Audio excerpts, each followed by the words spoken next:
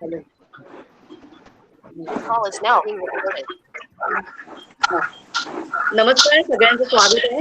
स्वातंत्र्य दिनाच्या सगळ्यांना शुभेच्छा. सगळ्यांना स्वातंत्र्य दिनाच्या हार्दिक शुभेच्छा. सगळ्यांना स्वातंत्र्य दिनाच्या शुभेच्छा. धन्यवाद. जेबी नगर मधले काही जण आहेत, तर पण दोन नवीन पाहुणे आहेत. शुभदाताई देसाई आहेत नाशिकहून. त्यांची आज मी जसं ग्रुपवरती टाकल्याप्रमाणे त्यांची मुलाखत केशव परांजपे सर घेतील. आणि दुसरे नीरज देवस्कर, जे खांडेकरांचे जावई आहेत. आपला आजचा विषय आहे स्वातंत्र्य दिन, त्यामुळे ते उत्तम वक्ते आहेत आणि ते सुद्धा काही टिळकांवरती बोलणार आहेत. असे दोन आपल्या ह्या ग्रुपच्या बाहेर आहेत आणि दोन नवीन जण बोलणार आहेत. उल्काताई पाटील बोलणार आहेत आणि निर्मल बागवे बोलणार आहेत. त्यामुळे दोन नवीन आपल्याला आज बोलणार आहेत आणि दोन पुरुष बोलणार आहेत, म्हणजे सबनीस काका नेहमीप्रमाणे आणि नीरज देवस्कर आणि केशव परांजपे सर तर मुलाखत घेतील. त्यामुळे आजचा मला वाटतं कार्यक्रम नक्कीच चांगला होईल. सगळ्यांना परत एकदा स्वातंत्र्य दिना शुभेच्छा. कार्यक्रमाची सुरुवात आपल्याला वीणाताई खांडेकर जयोस्तुते गाण्यापासून करतील. वीणाताई खांडेकर. हॅलो, नमस्कार सगळ्यांना खूप शुभेच्छा.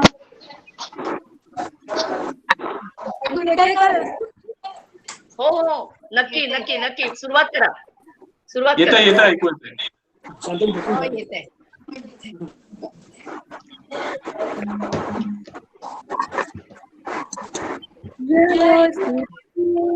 जय श्री महान मंगले शिवास्पदे शुभदे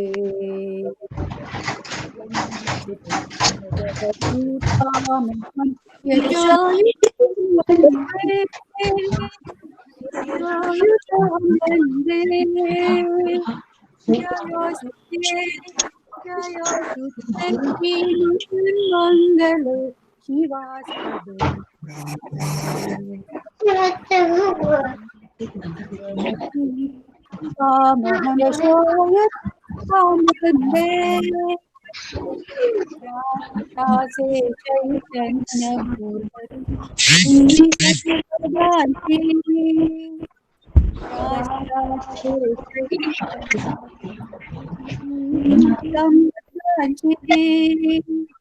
स्वतंत्र भगवती श्रीमती तू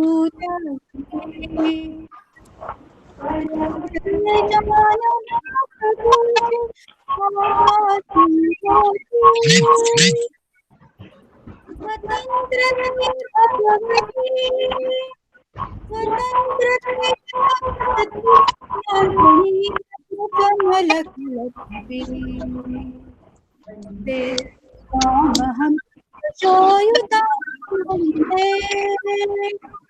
जयोस्तुते मंगले भगवती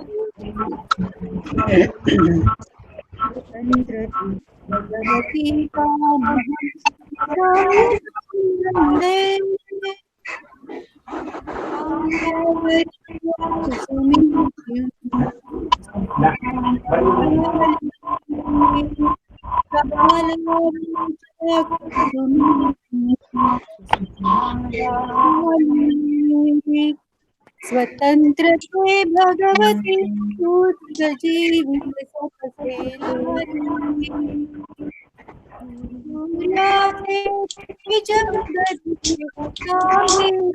तुझे स्वतंत्र भगवती स्वतंत्र भगवती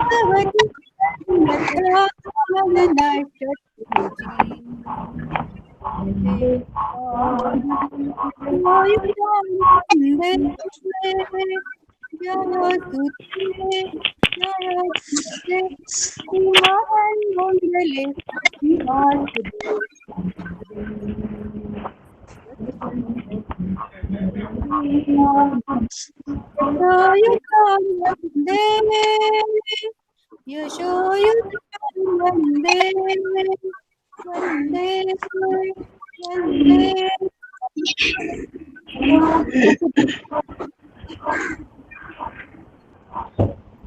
ओके. खूप छान झालं. खूप छान. थँक्यू. सुरुवात चांगली झाली. सुरुवात नक्कीच चांगली झाली. मी आता सूत्र केशव परांजपेकरांच्या कडे देते आणि शुभदाताई सावंत शुभदाताई तुमचं स्वागत आहे. नमस्कार.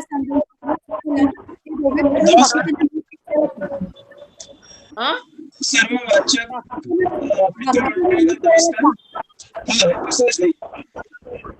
बाकी सर्व मित्रमंडळींनी कृपया म्यूट ठेवावं म्हणजे डिस्टर्बन्स नाही. प्रॉब्लेम काय आहे सर, काही लोकांना अनम्यूट करायचा प्रॉब्लेम आहे. अनम्यूट करायला नंतर प्रॉब्लेम येतो. अच्छा अच्छा म्हणून म्यूट करायला नाही तर मग ते बरं आलं असतं. आता तुम्ही बोलायला सुरुवात करा. नमस्कार सर्व वाचक मित्रमंडळी आणि शुभदाताई तुमचं स्वागत. आज भारताला स्वातंत्र्य मिळून 73 वर्ष पूर्ण झाली. आम्ही स्वातंत्र्य सैनिक आहोत असं म्हणणाऱ्या कोणी आज आपल्यामध्ये बातचीतीला येऊ शकेल अशी परिस्थिती नाहीये, कारण 73 वर्ष स्वातंत्र्य मिळून झाली आहे. लोकांनी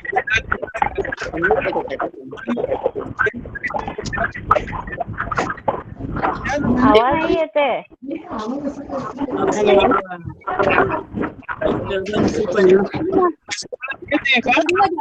त्यांना म्यूट करायला सांग.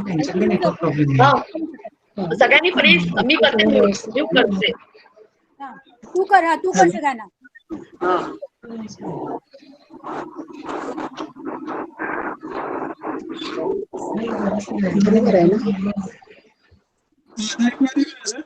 सुहा इकडे राजा सुहा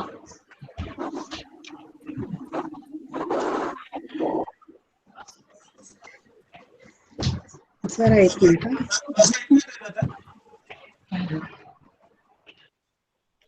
आवाज नाही येते केशवजी तुमचा. हा आता येतोय. आता येईल. मी बऱ्याच मिनिटवरती केलाय. हा केलाय. Please sir. तुझा पहिला बोलतो तेच पुन्हा बोलतो. भारताला स्वातंत्र्य मिळून आज 73 वर्ष झाली. तर मी स्वातंत्र्य सैनिक आहे असं सांगणारा कोणी आज आपल्यामध्ये येऊन बातचीत करू शकणार नाही हे खरं. आणि त्याचबरोबर स्वातंत्र्यासाठी प्राणाची आहुती देणारी पिढी होऊन गेली. त्या मिळालेल्या स्वराज्याचं सुराज्य करणारे सुद्धा अनेक लोक, अनेक मित्रमंडळी, आपले स्नेही आपल्या बरोबर असतात आणि त्यांच्या कामाचा आपल्याला पुरेसा परिचय नसतो. आजच्या या शुभदिनी अशा काही मंडळींचा परिचय आपण करून घेऊ, त्यांच्या कामाचा परिचय करून घेऊ आणि त्यापासून आपल्याला जर काही स्फूर्ती मिळाली तर आपण बघू. ह्या उद्देशाने आज शुभदाताई देसाई यांच्या बरोबर आपण बातचीत करणार आहोत. शुभदाताई ह्या व्यवसायाने कॉम्प्युटर इंजिनियर आहेत. त्यांचे सौभाग्यवान म्हणजे त्यांचे पतिराज यांच्या बरोबर गेली 20 वर्ष त्या कॉम्प्युटर इंजिनिअरिंगचा व्यवसाय करतायत. आणि आयाम या नावाची त्यांची संस्था 2018 साली स्थापन झाली आहे. या संस्थेच्या माध्यमातून एक वेगळ्या प्रकारची समाजसेवा त्या करतायत. त्यांना स्वतःला ट्रेकिंगचा त्यांचा छंद आहे आणि दरवर्षी हिमालयात एकदा तरी भ्रमंतीला जातात आणि स्थानिक अनेक ठिकाणी त्या भ्रमंती करत असतात. आणि आपल्या बरोबर स्थानिक भ्रमंतीसाठी आणि हिमालयात सुद्धा मध्यमवर्गीय किंवा अदरवाईज ज्या कधी उठून जाणार नाही घर सोडून अशा सुद्धा स्त्रियांना बरोबर घेऊन त्या जात असतात. ही एक मोठी वेगळी अशी सेवा त्यांच्या या माध्यमातून होते आहे. तर आजच्या या कोरोनाच्या काळात सुद्धा खूप वेगळी जगावेगळी अशी सेवा त्या समाजाला देत आहेत. या सगळ्याबद्दल एक 10-15 मिनिटं आपण त्यांच्याशी बातचीत करू. शुभदाताई, तुम्ही कॉम्प्युटर इंजिनियर आहात, पण समाजसेवेचं आपण काहीतरी समाजाचं देणं लागतो यासाठी वेळात वेळ काढून काहीतरी केलं पाहिजे. ही प्रेरणा किंवा हे बाळकडून तुम्हाला मिळालेलं आहे का लहानपणापासून घरातल्या वातावरणातून? हे बाळकडू म्हणजे हे जेनेटिकली आलेले आहे माझ्याकडे. माझे आजोबा राष्ट्रीय स्वयंसेवक संघाचे आयुष्यभर कार्यकर्ते होते आणि माझे वडील विश्व हिंदू परिषदेचे कार्यकर्ते होते. ते आता 80 वर्षाचे आहेत. ते आता नाही काम करत पण होते. त्याच्यामुळे समाजासाठी काहीतरी म्हणजे इतरांसाठी आपण सोडून इतरांसाठी करणं ही एक चौथी बेसिक नीड असल्यासारखं आहे थोडंसं. फार काही मी आतापर्यंत करू शकलेलं नाही. आयएमच्या माध्यमातून 2-3 वर्षात करतेय तेच खरं आहे. तोपर्यंत मुलं लहान, व्यवसाय स्वतःचा, ह्या सगळ्या व्यापातून मला काही करायला जमलं नाही. पण आता करीन ह्याच्या पुढे. नाही, तू योग्य वेळेला सुरुवात केलेली आहे, त्यामुळे अजून खूप तुम्हाला करायला उमेद आहे आणि काम खूप वेगळ्या तऱ्हेचं तुम्ही सुरू केलंय. आयाम संस्थेचे उद्दिष्ट काय आहेत तुमचे? आणि आयाम संस्थेचं आयाम म्हणजे बहुआयाम, म्हणजे अनेक आयाम ह्या शब्दाचा अर्थ तर मल्टी डायमेन्शनल असा अर्थ आहे. मल्टी डायमेन्शनल वेगळं काहीतरी आपण समाजाला देऊ शकतो. मुळात काय झालं, आमचे काही फ्रेंड्स म्हणजे आता मिलिंद कुलकर्णी म्हणून एक आमच्या विश्वस्त आहेत, ते मी आणि अजून काही मित्रमंडळीमध्ये बऱ्याचदा चर्चा व्हायची की मुंबई पुण्याला बरेच छान छान गाण्याचे नाटक किंवा इतरही सांस्कृतिक कार्यक्रम होत असतात आणि त्याचे बरेचसे प्रयोग नाशिकमध्ये होतच नाही. मग काहीतरी केलं पाहिजे. तिकडे जाऊन आम्ही बरेच प्रयोग बघितले वगैरे, असं बरंच घडलं. मग असं लक्षात आलं की खूप चांगले कार्यक्रम आपण का नाही, आता आपल्याला वेळ आहे तर आपण का नाही ऑर्गनाईज करूया. म्हणजे प्रबोधन परत पाहिजे असं काही नाही, उत्तम चांगलं काहीतरी साहित्य संस्कृतीचं किंवा इन्स्पिरेशनल. आणि मग त्याच्यात आम्ही अजून जोड दिली स्पोर्ट्स आणि इन्स्पिरेशनल पण, जे नेहमीच्या सरधोपट कार्यक्रमात बसत नाहीत, जे जनरली व्यवसाय म्हणजे कमर्शियली वायबल नसतात, असे कार्यक्रम समाजाला बघायचे असतात लोकांना. ते आपण लोकांसाठी आणूया का, आणू शकतो का, या उद्देशाने ते ऍक्च्युअली आयाम संस्था सुरू केली आम्ही. आणि मग या आयामचा हा स्त्री गिर्यारोहणाचा आयाम केव्हा आणि कसा सुरू झाला? तो अगदी पहिल्यापासून ते आता मी सांगितलं, तुम्ही जसं सांगितल्याप्रमाणे मी गेल्या 12 वर्षापासून माझं ठरवलेलं आहे की माझा मेंटल आणि फिजिकल फिटनेस नीट राहण्यासाठी दर महिन्याला किंवा ऍटलिस्ट 12 महिन्यातले 7-8 महिने तरी एक तरी लोकल ट्रेक करायचा आणि एकदा वर्षातून 15 दिवस हिमालयातला भटकंती ट्रेक स्वरूप कोणत्याही स्वरूपात हिमालयात जायचं. तर हे मी 12 वर्ष सातत्याने करू शकलेली आहे लकीली. आणि मला त्याच्याने जे मनशांती मिळते, म्हणजे डिप्रेशन म्हणा किंवा स्ट्रेस म्हणा, हे मला जाणवतच नाही. म्हणजे माझ्या भाषेत लोकल ट्रेक ही लोकल बॅटरी चार्जर आणि वर्षभराचा फुल चार्ज करून घ्यायचं ते हिमालयात जाणं, हे माझं रुटीन सेट झालेलं आहे. मग आयाम सुरू झाल्यानंतर असं डोक्यात आलं की काहीतरी वेगळं स्पोर्ट्स मध्ये करायचंय. मग आमचे विश्वस्त मिलिंद कुलकर्णी म्हणाले की तू ट्रेकिंगला जाते, मग तू त्याच्यातच काहीतरी करू शकतो का आपण. मग ते असं बोलता बोलता ते म्हणे की तू मग बायकांसाठीच ऑर्गनाईज करते का ट्रेक, असं काहीतरी आपण नवीन काहीतरी कसं द्यायचं, स्वरूप काय वेगळं काय देऊ शकतो. ह्या विचारात आपण बायकांना घेऊन जाऊया का फक्त, ते एक गरज भासली की बायका जनरली ट्रेकला खूप कमी जातात. म्हणजे मी सुद्धा स्वतः 12 ट्रेक पैकी काही ट्रेकला 2, 3, अशी सुद्धा गेलेली आहे. तर मग ते लक्षात आलं का नसतात बायका. तर मग म्हणून आपण बायकांना घेऊन जाऊ शकतो का. तर ते म्हणे तू एकटी ऑर्गनाईज करू शकते छोटे सिंपल ट्रेक, मग तू जा घेऊन, बघू आपण काय करतात, जाऊ शकते का किंवा येतात का. तर 3 जून 2018ला त्याचा पहिला ट्रेक आम्ही ऑर्गनाईज, ट्रेक नाही तो ऍक्च्युअली तो मॉर्निंग वॉक आहे, रामशेष ट्रेक म्हणून आहे नाशिक, रामशेषचा डोंगर आहे तो. तर तिथे आम्ही जायचं ठरवलं, ऑर्गनाईज करायचं ठरवलं, पहिली सुरुवात. तर तुम्हाला सांगते 250 बायकांनी रजिस्टर केलं आणि 250 बायका पूर्ण करून खाली आल्या. ज्यांनी कधीही डोंगरावर जाऊ शकू किंवा डोंगरावर चालत जातात हे ऐकलेलं नव्हतं. वर्षानुवर्ष नाशिकमध्ये राहून तो 10 किलोमीटरवर असलेला रामशेषगड माहिती नव्हता. अशाही बायका त्याच्यात जॉईन झाल्या आणि त्यांना इतका आनंद मिळाला. आणि खरं तर हे पुढे चालू ठेवायचं वगैरे असं काही डोक्यात नव्हतं, करून बघू म्हणून सुरू केलं. म्हणजे पहिला केला, पण नंतर ही बायकांची गरज, त्यांना ते आउटलेटच नाहीये. बऱ्याच बायकांना हे आपल्या आयुष्यात काही घडू शकतं, आपण काही करू शकतो, हे गावीच नाहीये, माहितीच नव्हतं. पण म्हणून हा प्लॅटफॉर्म मिळाल्यावर त्यांना प्रचंड आनंद झाला आणि त्यांनीच मला मोटिवेट केलं की नाही तू हे चालू ठेव म्हणून. आणि 3 जून 2018 पासून आजपर्यंत, म्हणजे आता फेब्रुवारी पर्यंत, 14 फेब्रुवारीला 14 मार्चला आम्ही शेवटच्या ट्रेकला जाऊन आलो रतनगडला आणि 20-22ला आपला लॉकडाऊन सुरू झाला. हो. शेवटचा ट्रेक आम्ही प्रत्येक महिन्याला न चुकता एक ट्रेक घेऊन जातो आणि वा. त्या ट्रेकला बायका फक्त मिडल एज 35 ते 65 वयोगटाच्या हा. कमीत कमी 45 ते 50 एक बस भरून मी घेऊन जाते बायकांना. वा. जवळपास ते नाशिकच्या सिम्पल ट्रेक असतात हम्म. पण त्याच्यातून त्यांना प्रचंड आनंद मिळतो. एक दिवस त्या त्यांच्यासाठी देतात, खुश हम्म. होतात, फ्रेश होतात आणि पुन्हा त्यांचं हे लाईफ चेंजिंग त्यांच्यासाठी हे ऍक्टिव्हिटी आहे. पूर्ण त्यांना त्या स्ट्रेस रिलीज झाल्यामुळे त्यांना प्रचंड बदल घडतात त्यांच्या आयुष्यात आणि अशा बऱ्याच स्टोरीज आहेत या गेल्या 2 वर्षात. या ट्रेकला आलेल्या ज्या तुमच्या नव्या मैत्रिणी आहेत त्यांनी पुढे आणखीन काय काय काम केलंय मला विचारायचं आहे. पण त्याच्यावर तुम्हाला एक विचारतो की तुमचं हिमालयन ट्रेक पहिला कोणता होता आणि हिमालयन ट्रेक मध्ये मला वाटतं अशी ग्रेडेशन आहे ना, इयत्ता असतात, तर तुम्ही कोणकोणत्या इयत्तात भाग केलेल्या आहेत आतापर्यंत? माझा पहिला मिलम ग्लेशियर म्हणून ट्रेक होता उत्तराखंड मधला आणि तो पूर्ण अनप्रिपेअर्ड गेले होते मी, म्हणजे जिद्द की नाही जायचंच या वर्षी असं म्हणून 2008 साली गेले होते. पण त्याच्यानंतर व्यवस्थित तयारी करून 2013 मध्ये मी एव्हरेस्ट बेस कॅम्पचा पण केलाय. तो सगळ्यात बऱ्यापैकी वॉकिंग ट्रेक जो असतो त्यातला सगळ्यात डिफिकल्ट ट्रेक आहे तो माझा झालाय.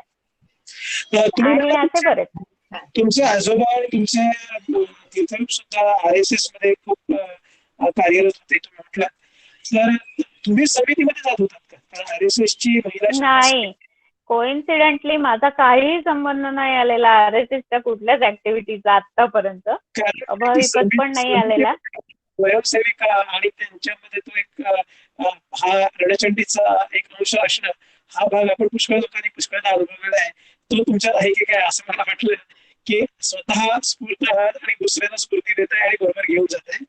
ज्या ह्या तुम्ही म्हणत की 200 पर्यंत सुद्धा महिला ट्रेकला छोट्या ट्रेकला पासून येतात, मग त्यातल्या हिमालयन ट्रेक पर्यंत गेलेल्या किती आहेत? 2019च्या मे मध्ये मी 20 जणींना मनाली जवळच्या एका ट्रेकला घेऊन गेले होते. आधी कधी कुठे गेलेल्या नव्हत्या? कुठेच नाही, हिमालयात ट्रिपला सुद्धा गेलेल्या नव्हत्या त्या कोणी. आणि यावर्षी पण आम्ही 25-30 जणी जाणार होतो पण तो ट्रेक कॅन्सल झाला मे मधला. यावर्षी पण जाणार होतो मनाली जवळच्या ट्रेकच्या निमित्ताने ह्या तुमच्या संपर्कामध्ये येतात महिला स्त्रिया आणि त्यांना एक स्वतःमध्ये विश्वास येतो आणि त्यांना एक आउटलेटही मिळतो. हे झाल्यानंतर त्या इतर तुमची जी काही आयोजची कार्य आहेत, सांस्कृतिक आहेत किंवा इतर समाजसेवेची कार्य आहेत त्याच्यात पण सहभागी होतात का? हो, काही जणी व्हायला लागल्या. त्याचं कसं आहे, या बायका स्वतःच्या चक्रातून अजून बाहेर पडतात. बऱ्याच जणी स्वतःचे इश्यू, स्वतःचे स्ट्रेस ते रिलीज करून मग हळूहळू त्या ऍक्टिव्ह व्हायला लागतात आणि मग जरा त्याच्या बाहेर बघायला लागतात. ते प्रत्येकाचे स्वतःचे घरातले व्याप सांभाळून मुलं मोठी झाली की मग त्या बाहेर पडू शकतात. ऍक्च्युली ते त्यांचं सांभाळतात ही पहिली स्टेप असते. मग त्याच्यातून त्या काहीतरी बाहेर बघायला लागतात आणि मग त्या हळूहळू जॉईन व्हायला लागतात आमच्या कार्यक्रमांमध्ये.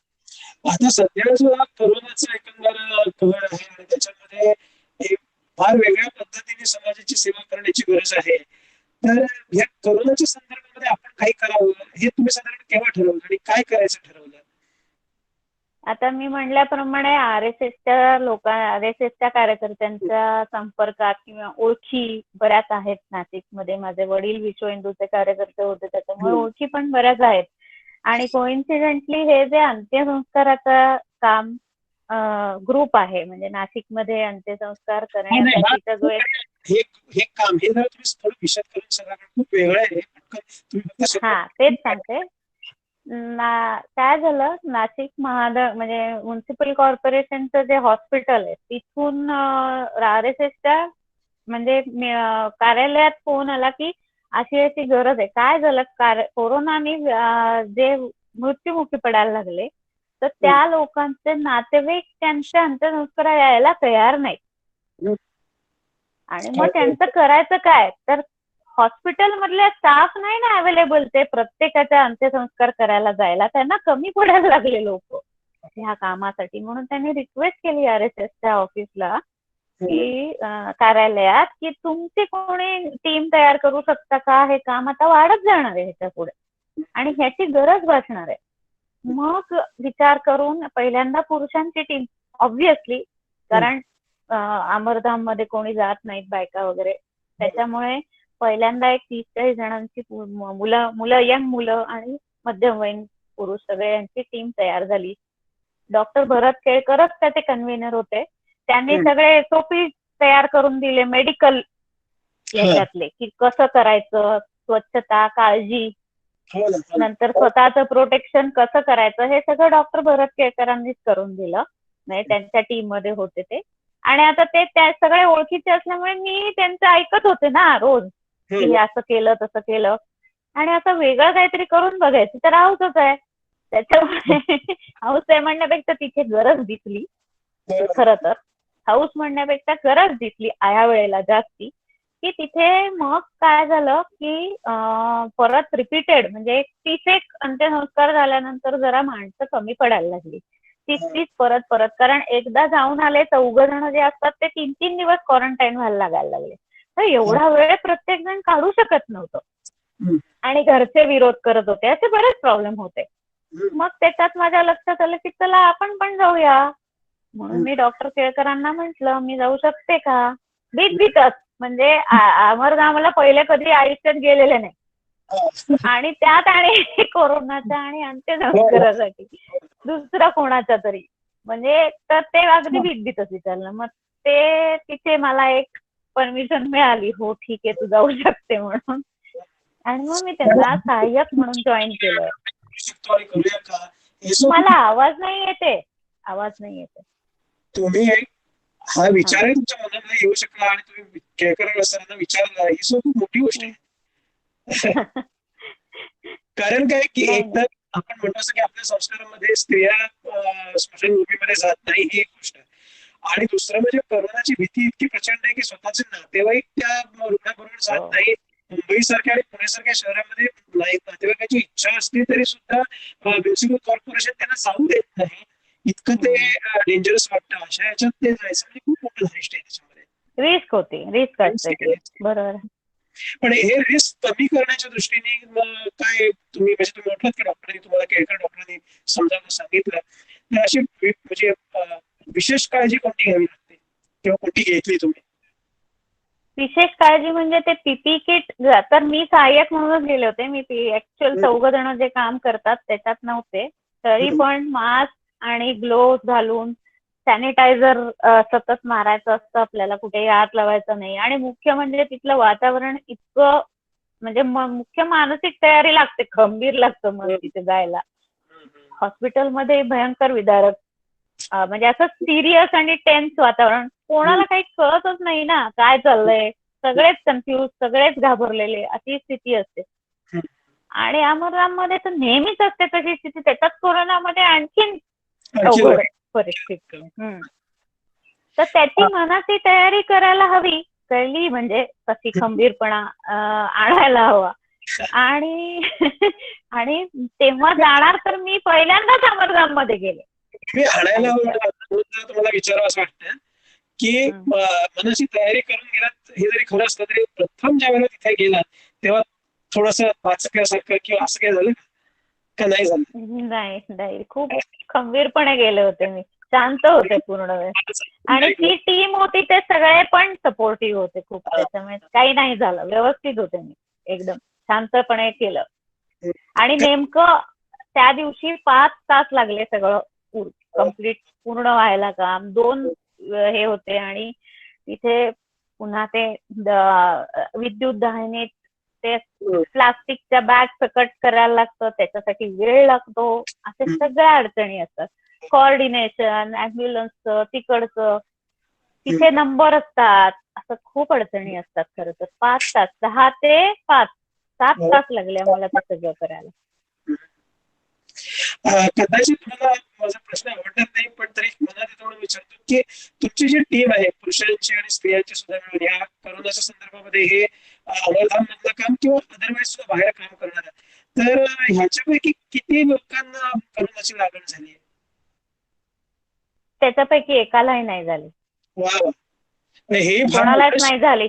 मोठं श्रेय संपूर्ण डॉक्टरांनी इतकं व्यवस्थित SOP लिहून दिले होते आणि सगळ्यांनी काटेकोरपणे, आणि त्यांचं प्रत्येक वेळेला जी टीम राहील त्यांच्याशी पर्सनल संपर्क असायचा आणि पूर्ण काळजी घेता येत नाही याच्याकडे पूर्ण लक्ष होतं. त्यांना क्वारंटाईन 2 दिवस म्हणजे 2 दिवस व्यवस्थित भोसला मिलिटरी स्कूलच्या एका हॉस्टेलमध्ये क्वारंटाईन केलं जायचं. त्यांची खायची प्यायची व्यवस्थित व्यवस्था तिथे राहायची केलेली होती आणि ते काटेकोरपणे पाळतायत की नाही ह्याचं केळकर सर आणि अजून मोठे सिनियर RSS मधले त्यांचं सगळ्यांचं काटेकोर लक्ष होतं. त्यांच्यापैकी एकालाही झाला नाही, एकालाही झाला नाही. मोठं श्रेय आहे, म्हणजे चांगल्या तऱ्हेने काळजी घेतली गेली. आणि दुसरं काय की पूर्णपणे काळजी. तुम्ही हे सांगण्याचा एक असा परिणाम पण आहे की ज्यांच्या मनामध्ये याबद्दल काम करूया असं वाटत असतं त्यांच्या मनातली भीती आणखी कमी होईल तुमच्या या सर्टिफिकेटमुळे. काळजी पूर्ण घेतली की काही नाही होत तुम्हाला. साधारण 10-15 मिनिटं आपण बोलायला म्हटलं होतं, तशी 10-15 मिनिटं संपत आली. पण एक शेवटचा विचारतो की एकंदर करोनाची जी मॅनेजमेंट चालू आहे शासकीय आणि सामाजिक पातळीवरती, तर त्याच्याविषयी तुम्हाला काय वाटतं? आता तुम्ही त्याच्यात हाताने काम करताय. लोकांनी जरा समंजसपणा वाढवायला हवाय. आपलं समजुतीने यंत्रणा कुठपर्यंत पुरणार आहे? लोकांनी आपण समजून आपल्या तब्येतीची काळजी घ्यायला हवी आणि आयुष्यातला वर्षभर काही गोष्टी नाही केल्या, काही काळ म्हणजे जो काही काळ लागणार आहे, वर्ष 2 वर्ष जो काही लागणार आहे, तो काही काळ तुम्ही काही गोष्टी नाही केल्या तर काही बिघडणार नाहीये, तुमचं आयुष्य काही बदलणार नाही किंवा काही कमी नाही होणार आहे त्याच्यामध्ये, किंवा तुम्ही जगू शकणार नाही असंही नाहीये. तर तो समंजसपणा लोकांच्यातला वाढणं बेसिक नीड आहे, सगळ्यात बेसिक नीड आहे. यंत्रणा कुठपर्यंत पुरणार आहे? लोक, पोलीस किती तुम्हाला पुरे पडणार आहेत? नका एकत्र येऊ आणि ग्रुप करून नका हे करू सांगायला. हा समंजसपणा लोकांच्यात आपला यायला हवा, त्याच्याने सहज कंट्रोल होईल. शोभाताई, तुमच्याशी बातचीत करताना खूप बरं वाटलं. आमच्या सगळ्या मित्र मंडळीला सुद्धा खूप उत्साह वाटला असेल तुमचा आवाज आणि तुमचं बोलणं ऐकून. आणि मी एकच म्हणतो शेवटी की तुम्ही म्हणताना म्हणालात की हौस, तर समाजसेवा मला पाहिजे म्हणून आणि माझी हौस आहे म्हणून मी करतो असं म्हणणारा जो स्वयंसेवक असतो त्याचं सान्निध्य नेहमीच प्रेरणादायक असतं, अतिशय आनंदी असतं. याचा पुन्हा एकदा अनुभव आज तुमच्याशी गप्पा मारताना आम्हाला आला. धन्यवाद. धन्यवाद. आत्ताच परांजपे सरांनी घेतलेली शुभांगीताईंची जी मुलाखत होती ती खरोखरच आपल्या लक्षात राहण्यासारखी आहे. याचं कारण असं की मुलाखत घेणाऱ्यांनी सुद्धा इतक्या व्यवस्थितरित्या काही प्रश्न विचारले होते आणि थोडक्या वेळामध्ये शुभांगीताईंनी अतिशय सुंदर, शुभदाताईंनी अतिशय सुंदर आपल्याला त्यात जे काही करतायत ते सांगितलं. आणि शेवटच्या टप्प्यावरचं तर अतिशय महत्वाचं आजच्या काळामध्ये की करोना आपल्या सगळ्यांना जो मोठा बागुलबुवा म्हणून आपल्या समोर उभा आहे, त्यात तुम्ही प्रत्येकाने स्वतःची काळजी घेतली तर त्याचं वाटावं एवढं भय नाही. आपण काय करतो की दुसऱ्या बोट दाखवतो, एक बोट आपण जेव्हा दाखवतो तेव्हा 3 बोट आपल्याकडे असतात हे विसरून जातो. दुसऱ्यांनी काळजी घ्यावी असं आपण म्हणतो, पण आपल्याकडून काळजी घेणं हे किती महत्वाचं आहे. आणि त्याचं जर दिलेल्या नियमांचं आपण पालन केलं तर आपण या सगळ्यावर निश्चित मात करू. हे इतक्या साध्या सोप्या आणि स्वतःच्या अनुभवातून आपल्याला त्यांनी सांगितलं, त्याबद्दल मुलाखतकार आणि मुलाखत देणारे या दोघांचेही आमच्या JB नगर वाचक संघातर्फे मी खरोखरच आभार मानते. आणि पुढची सूत्र आता मी पूर्णिमाकडे देते. सुजाताताई मेंदळे, तुम्ही लाईन वरती आहात? हो, आहे. येतोय ना? हो, नक्की. हो, व्यवस्थित. आज पण मुरबाडला आहेत त्या आणि मुरबाड वरून बोलतायत. दिसतंय ना? अटलजी म्हणून पुस्तक आहे. अटलजी कवी हृदयाच्या राष्ट्रनेत्याची चरित्र कहाणी सारंग दर्शने यांनी लिहिलेलं आहे ते पुस्तक. त्यांचं चरित्र लिहिलेलं आहे आणि ही कहाणी आहे कवी हृदयाच्या राष्ट्रनेत्याची, कसलेल्या संसदपटूची आणि लोकशाहीशी झुंजणाऱ्या लढवय्याची, समर्थ भारताचे स्वप्न पाहणाऱ्या राजनीतिज्ञाची, सत्तासेवेसाठी असते हे जाणणाऱ्या दूरदर्शी नेत्याची, हिंदुत्वाचा हुंकार आणि विश्वबंधुत्व यात भेद न करणाऱ्या उदार हृदयी राष्ट्रवाद्याची कहाणी, संघर्षाची आणि साफल्याची कहाणी, अटलजींची आणि भारताच्या विशाल राजकीय पटाची. हे पुस्तक खूप मोठं आहे, 500 पेक्षा जास्त पानं आहेत या पुस्तकामध्ये. पण त्यांनी जी सारंग दर्शनेने त्यांचं सगळं ते चरित्र लिहिलंय ते इतकं छान लिहिलंय की कुठेही वाचताना कंटाळा येत नाही. त्यांचं असं म्हणणं असायचं, अटलजींची मुस्लिमांचा द्वेष न करणारे हिंदुत्व आणि पाकिस्तानचा तिरस्कार न करणारी परराष्ट्र नीती हे अटलजींची खासियत होती. आणि आमचे राजकीय चारित्र्य पारदर्शक आहे हे अटलजींचे परवलीचे वाक्य असायचं. या पुस्तकातला एक थोडा भाग मी तुम्हाला वाचून दाखवणार आहे. बटेश्वर हे उत्तर प्रदेशातील मध्यम आकाराचे गाव, कमालीचे रेखीव देखणे होते. शिवमंदिराच्या विपुलतेमुळे बटेश्वरला छोटी काशी म्हटले जाईल. छोटी काशी म्हणण्याचे आणखीन एक कारण म्हणजे इथली संस्कृत विद्वानांची श्रेष्ठ दीर्घ परंपरा. अटलजींचे आजोबा श्यामलाल यांना या छोट्या काशीत पंडितजी म्हणून ओळखले जाईल. गावाला त्यांच्याबद्दल विलक्षण आदर होता. पंडितजींचा शब्द कधी खाली पडत नसे. श्यामलालजींचे घराणे कान्यपूज्य ब्राह्मणाचे. कान्यपूज्य ब्राह्मणांमध्ये संस्कृत विद्येची परंपरा होतीच. शिवाय घराण्यातील पूर्वजांनी वाजपेयी हा श्रोतयज्ञ केल्याचे दाखले होते. राजसूय यज्ञापेक्षा हा यज्ञ अधिक पुण्यप्रद समजला जाईल. या यज्ञामुळे या परिवाराचे आडनाव झाले वाजपेयी. या घराण्यात कृष्णादेवी आणि कृष्ण बिहारी वाजपेयी यांच्या पोटी अटल बिहारी यांचा जन्म 25 डिसेंबर 1924 रोजी झाला. आजोबांच्या आनंदात भर पडली. लहानपणी आपण वाराणसीत माधुकरी मागून कसे वेदाध्ययन केले आणि संस्कृत साहित्याप्रमाणे षडदर्शनांचा कसा अभ्यास केला याच्या आठवणी श्यामलाल नातवंडांना सांगत. या आठवणी ऐकताना छोटा अटल हरपून जाईल. आजोबांनी या कथा सांगताना थांबूच नये असे त्याला वाटले. आजोबांच्या तोंडून सतत काहीतरी गद्य किंवा गेय ऐकण्याची सवय घरातल्या मुलांना पडून गेली होती. या सवयीतूनच मोठा प्रेम बिहारी तसेच धाकटा अटल बिहारी यांच्या मनात विविध छंद आणि वृत्तांची पेरणी झाली. आजोबांच्या इतर काटेकोर सवयींचाही नकळत त्यांच्या अंगात मुरत होत्या. त्यातली पहिली कमालीची स्वच्छतेची आणि दुसरी अन्न हे पूर्ण ब्रह्म मानून पानात येतील ते पदार्थ आनंदाने सेवन करण्याची. अटलजींनी पुढे देशातल्या हजारो गावांमध्ये लाखो मैल प्रवास केला. तेव्हा त्यांना या दोन्ही सवयी उपयोगी पडल्या. तासन तास प्रचार आणि प्रवास केल्यानंतर ऐन वेळी मिळेल ते अन्न गोड मानून अटलजी लगेच पुढच्या प्रवासाला लागला. या साऱ्या आठवणी हा अटलजींच्या मनातला खास ठेवा. पंडित श्यामलालजी यांच्या विद्वत्तेचा आणि काव्यगुणांचा वारसा अटलजींचे वडील कृष्ण बिहारी यांनी जपला नाही तर जोपासला. कवी म्हणून तर त्यांनी चांगलेच नाव कमावले. आई कृष्णादेवी आणि वडील कृष्ण बिहारी यांचा अटलजींना केवढा अभिमान. असे आई वडील मिळाले नसते तर आपण काहीच करू शकलो नसतो असे अटलजी पुढे अनेकदा कृतज्ञतेने म्हणत. माझी आई तर साक्षात प्रेममूर्ती होती. तिच्या हातचे जेवण हे अमृतासारखे होते. तसे भोजन इतक्या वर्षाच्या भटकंतीत मी पुन्हा कधी केले नाही असे अटलजी सांगत. तेव्हा त्यांचे डोळे आईच्या आठवणी ओलसर होते. पुढे कित्येक वर्षांनी अटलजींच्या कवितांचा मेरी इक्यावन कविताये हा संग्रह प्रकाशित झाला. तेव्हाही त्यांच्या मनात वडिलांच्या आठवणी दाटून येत होत्या. माझे वडील उत्तम कवी असूनही त्यांच्या कवनांचा कधी संग्रह प्रकाशित होऊ शकला नाही. वडिलांच्या ओघवत्या रसा वक्तृत्वाचा गुण अटलजीने घेतला खरा, पण अगदी पहिल्या दिवसापासून ते अमोघ वक्ते म्हणून गाजले नव्हते. उलट शाळेतल्या पहिल्याच भाषणात आपल्याला काय बोलायचं आहे तेच ते ऐन वेळी विसरले. समोर बसलेल्या मुलांनी मुंगे उडवली. मात्र तेव्हा अटलने कानाला खडा लावला. पुरती तयारी केल्याशिवाय स्पर्धेत नंतर कधीही भाग घेतला नाही.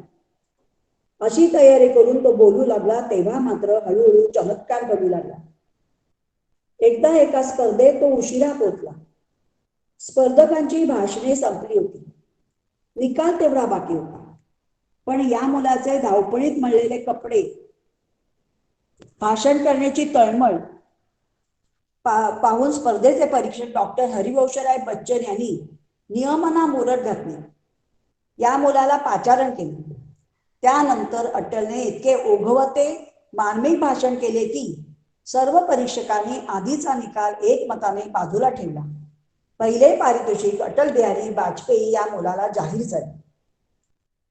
कविराज हरिवंशराय बच्चन यांच्याशी झालेली ही पहिली भेट अटलजी पुढील आयुष्यात कधीच विसरले नाही. वडील कृष्णबिहारी ऐन तारुण्यात आर्य समाजाच्या संपर्कात आले होते. या आर्य समाजाने तेव्हा उत्तर भारतात अनेक गावांमध्ये आर्यकुमार सभा सुरू केली होती. ग्वाल्हेरमध्ये अटल बिहारी स्वाभाविकच दर रविवारी आर्यकुमार सभेत जाऊ लागला. अटलजी आर्यकुमार सभेत गेले ते भूदेव शास्त्री या आर्य समाजाच्या निष्ठावान अनुयायामुळे. हे भूदेव शास्त्री स्वामी दयानंदाचे अनुयायी होते. हे आर्यकुमार सभेचे कार्यक्रम व्यवस्थित चालू असताना एक दिवस नारायण तरटे हा अटल बिहारींचा मित्र त्याला सहज म्हणाला, तू आर्यकुमार सभेत जातोस तसा एक दिवस शाखेतही येणार. संघाच्या शाखेवर अटल बिहारीने पहिले पाऊल टाकले आणि पहिल्याच दिवशी तो संघाचा होऊन गेला. गंमत म्हणजे ही मुले जातात तरी कुठे, करतात काय आणि शिकतात काय या उत्सुकतेपोटी आर्यकुमार सभेचे मुख्य शिक्षक भूदेव शास्त्री हेही एक दिवस ही लक्ष्मीगंजातील शाखा पाहावयास गेले. त्यांना त्या शाखेचे स्वरूप इतके आवडले की ते स्वतःच या शाखेवर येऊ लागले. तेही संघाचे होऊन गेले. अटल बिहारी लक्ष्मीगंज शाखेवर नुसता रुळलाच नाही तर काही दिवसांनी नया बाजार या स्वतंत्र शाखेचा मुख्य शिक्षक सुद्धा बनला. त्याचे आकर्षक बोलणे, हसतमुख स्वभाव, कुणालाही मदतीसाठी तत्पर असण्याची सवय आणि वाढती वैचारिक तयारी या साऱ्या गुणांमुळे अटल ग्वाल्हेरमधील संघाचा जणू वैचारिक प्रवक्ताच झाला. याच काळात कविता करणे आणि वक्तृत्व स्पर्धा जिंकणे हे त्याचे दोन्ही आवडते छंद चालूच होते. संघाचे संस्थापक आणि आद्य सरसंचालक डॉक्टर हेडगेवार यांची प्रकृती पुरती ढासळली होती. तरी ते संघ प्रशिक्षणाच्या नागपूर येथील समारोपाला हजर राहिले. डॉक्टरांना प्रत्यक्ष पाहण्याची अटलची ही पहिलीच वेळ. डॉक्टरांच्या भारदस्त दर्शनाने आणि सौम्य पण ठाम बोलण्याने तो भारावून गेला. डॉक्टरांचे ते भाषण अटलच्या काळजावर कायमचे कोरले गेले. या भाषणात डॉक्टर हेडगेवार म्हणाले होते, आज तुमच्या रूपाने मी साऱ्या भारताचे दर्शन घेतोय. तुमचे जीवन संगमय होते. मी कधी काळी संघाचा स्वयंसेवक होतो असे म्हणण्याची वेळ तुमच्या कोणाच्याही आयुष्यात कधीही येऊ नये अशी माझी इच्छा आहे. डॉक्टरांचा हा जणू निरोपाचा सांगावा होता. अटलजींनी अनेक वर्षांनी या काळाला उजाळा देताना सांगितले, मलाही डॉक्टरांच्या जवळ जाऊन त्यांना नमस्कार करण्याची संधी मिळाली. तशाही स्थितीत डॉक्टर सर्वांची आस्तेरी चौकशी करत होते. कोणता स्वयंसेवक काय जबाबदारी सांभाळतो याची माहिती घेत होते. प्रत्येकाशी 2-2 शब्द बोलत होते. त्यांचे ते धीरोदात्त दर्शन मी कधीही विसरू शकणार नाही. संघ हाच त्यांचा प्राण होता. संघ हाच त्यांचा विश्वास होता. वर्गाचा समारोप झाल्यावर आम्ही ग्वाल्हेरला परत आलो आणि काही दिवसांनी 21 जून 1940 रोजी डॉक्टरांनी देह ठेवल्याची बातमी येऊन धडकली. आमची मने दुःखाने विदीर्ण झाली. अशा अस्वस्थ आणि भारलेल्या मनस्थितीत त्यांच्या मनात एक एक शब्द जुळू लागला.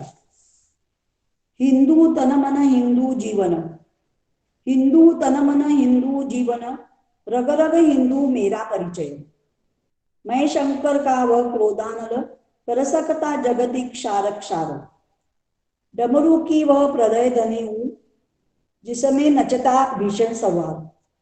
रणचंडी की अतृप्त प्यास, मैं दुर्गा का उन्मत्त हास.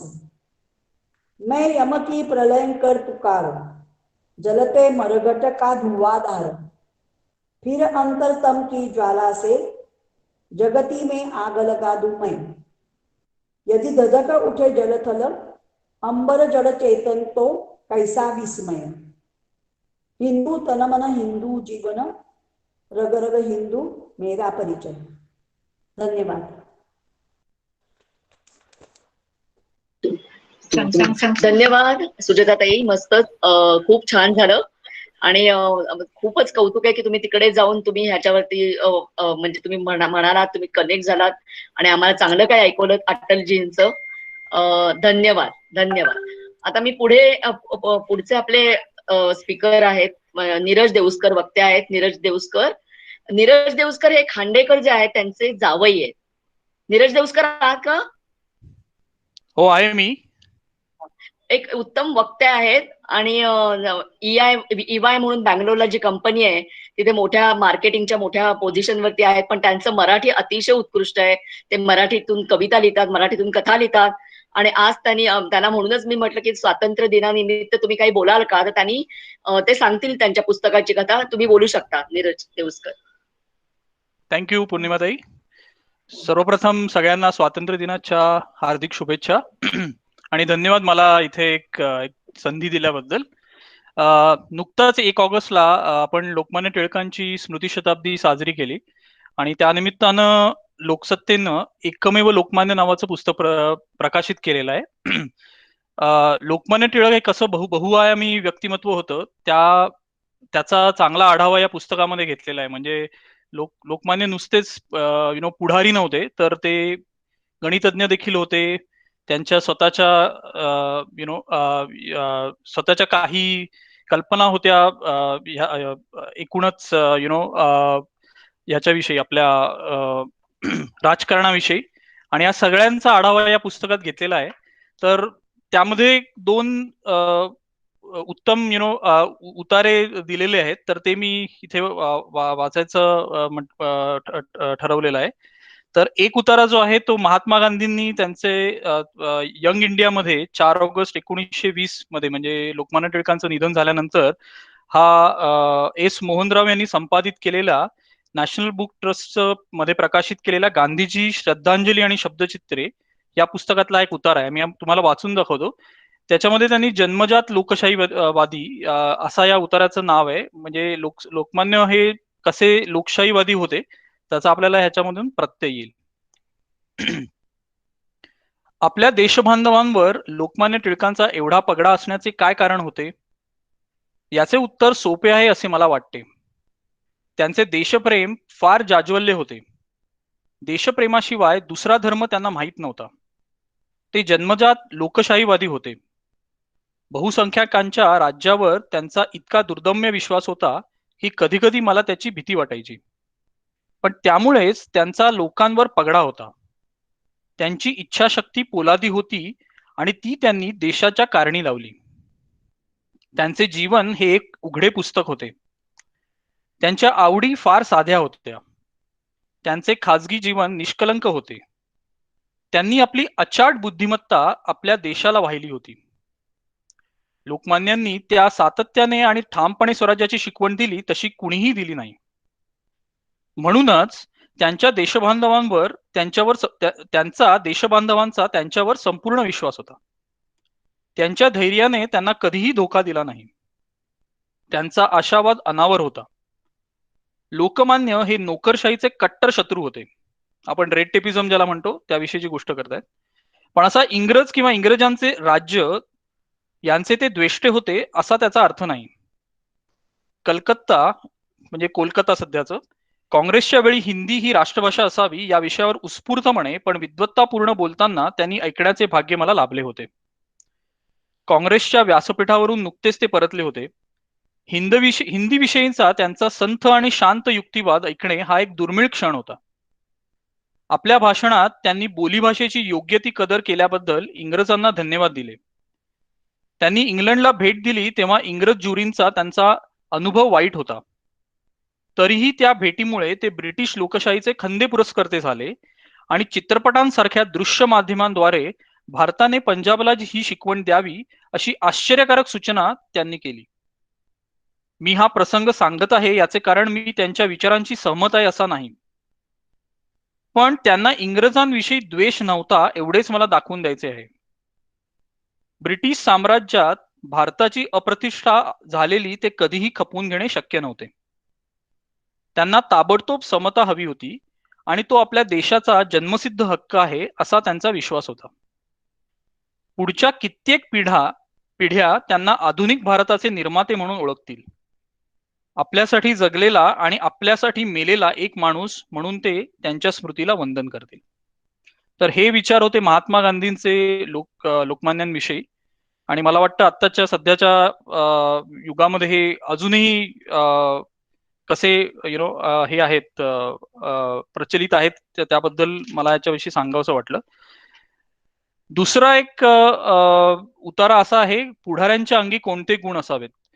गोविंद तळवलकर हे ज्येष्ठ पत्रकार यांनी मॅजेस्टिक प्रकाशनातर्फे प्रसिद्ध झालेल्या बाळ गंगाधर टिळक यात पुस्तकामध्ये हे प्रसिद्ध झालेला आहे. त्यातला एक छोटा असा उतार आहे, तर तो पण मी वाचून दाखवतो. आणि लोकमान्य टिळक कसे द्रष्टे होते ते ह्याच्यातून आपल्याला कळून येईल, कारण ह्याच्यामध्ये त्यांनी 3 उदाहरणं दिलेली आहेत.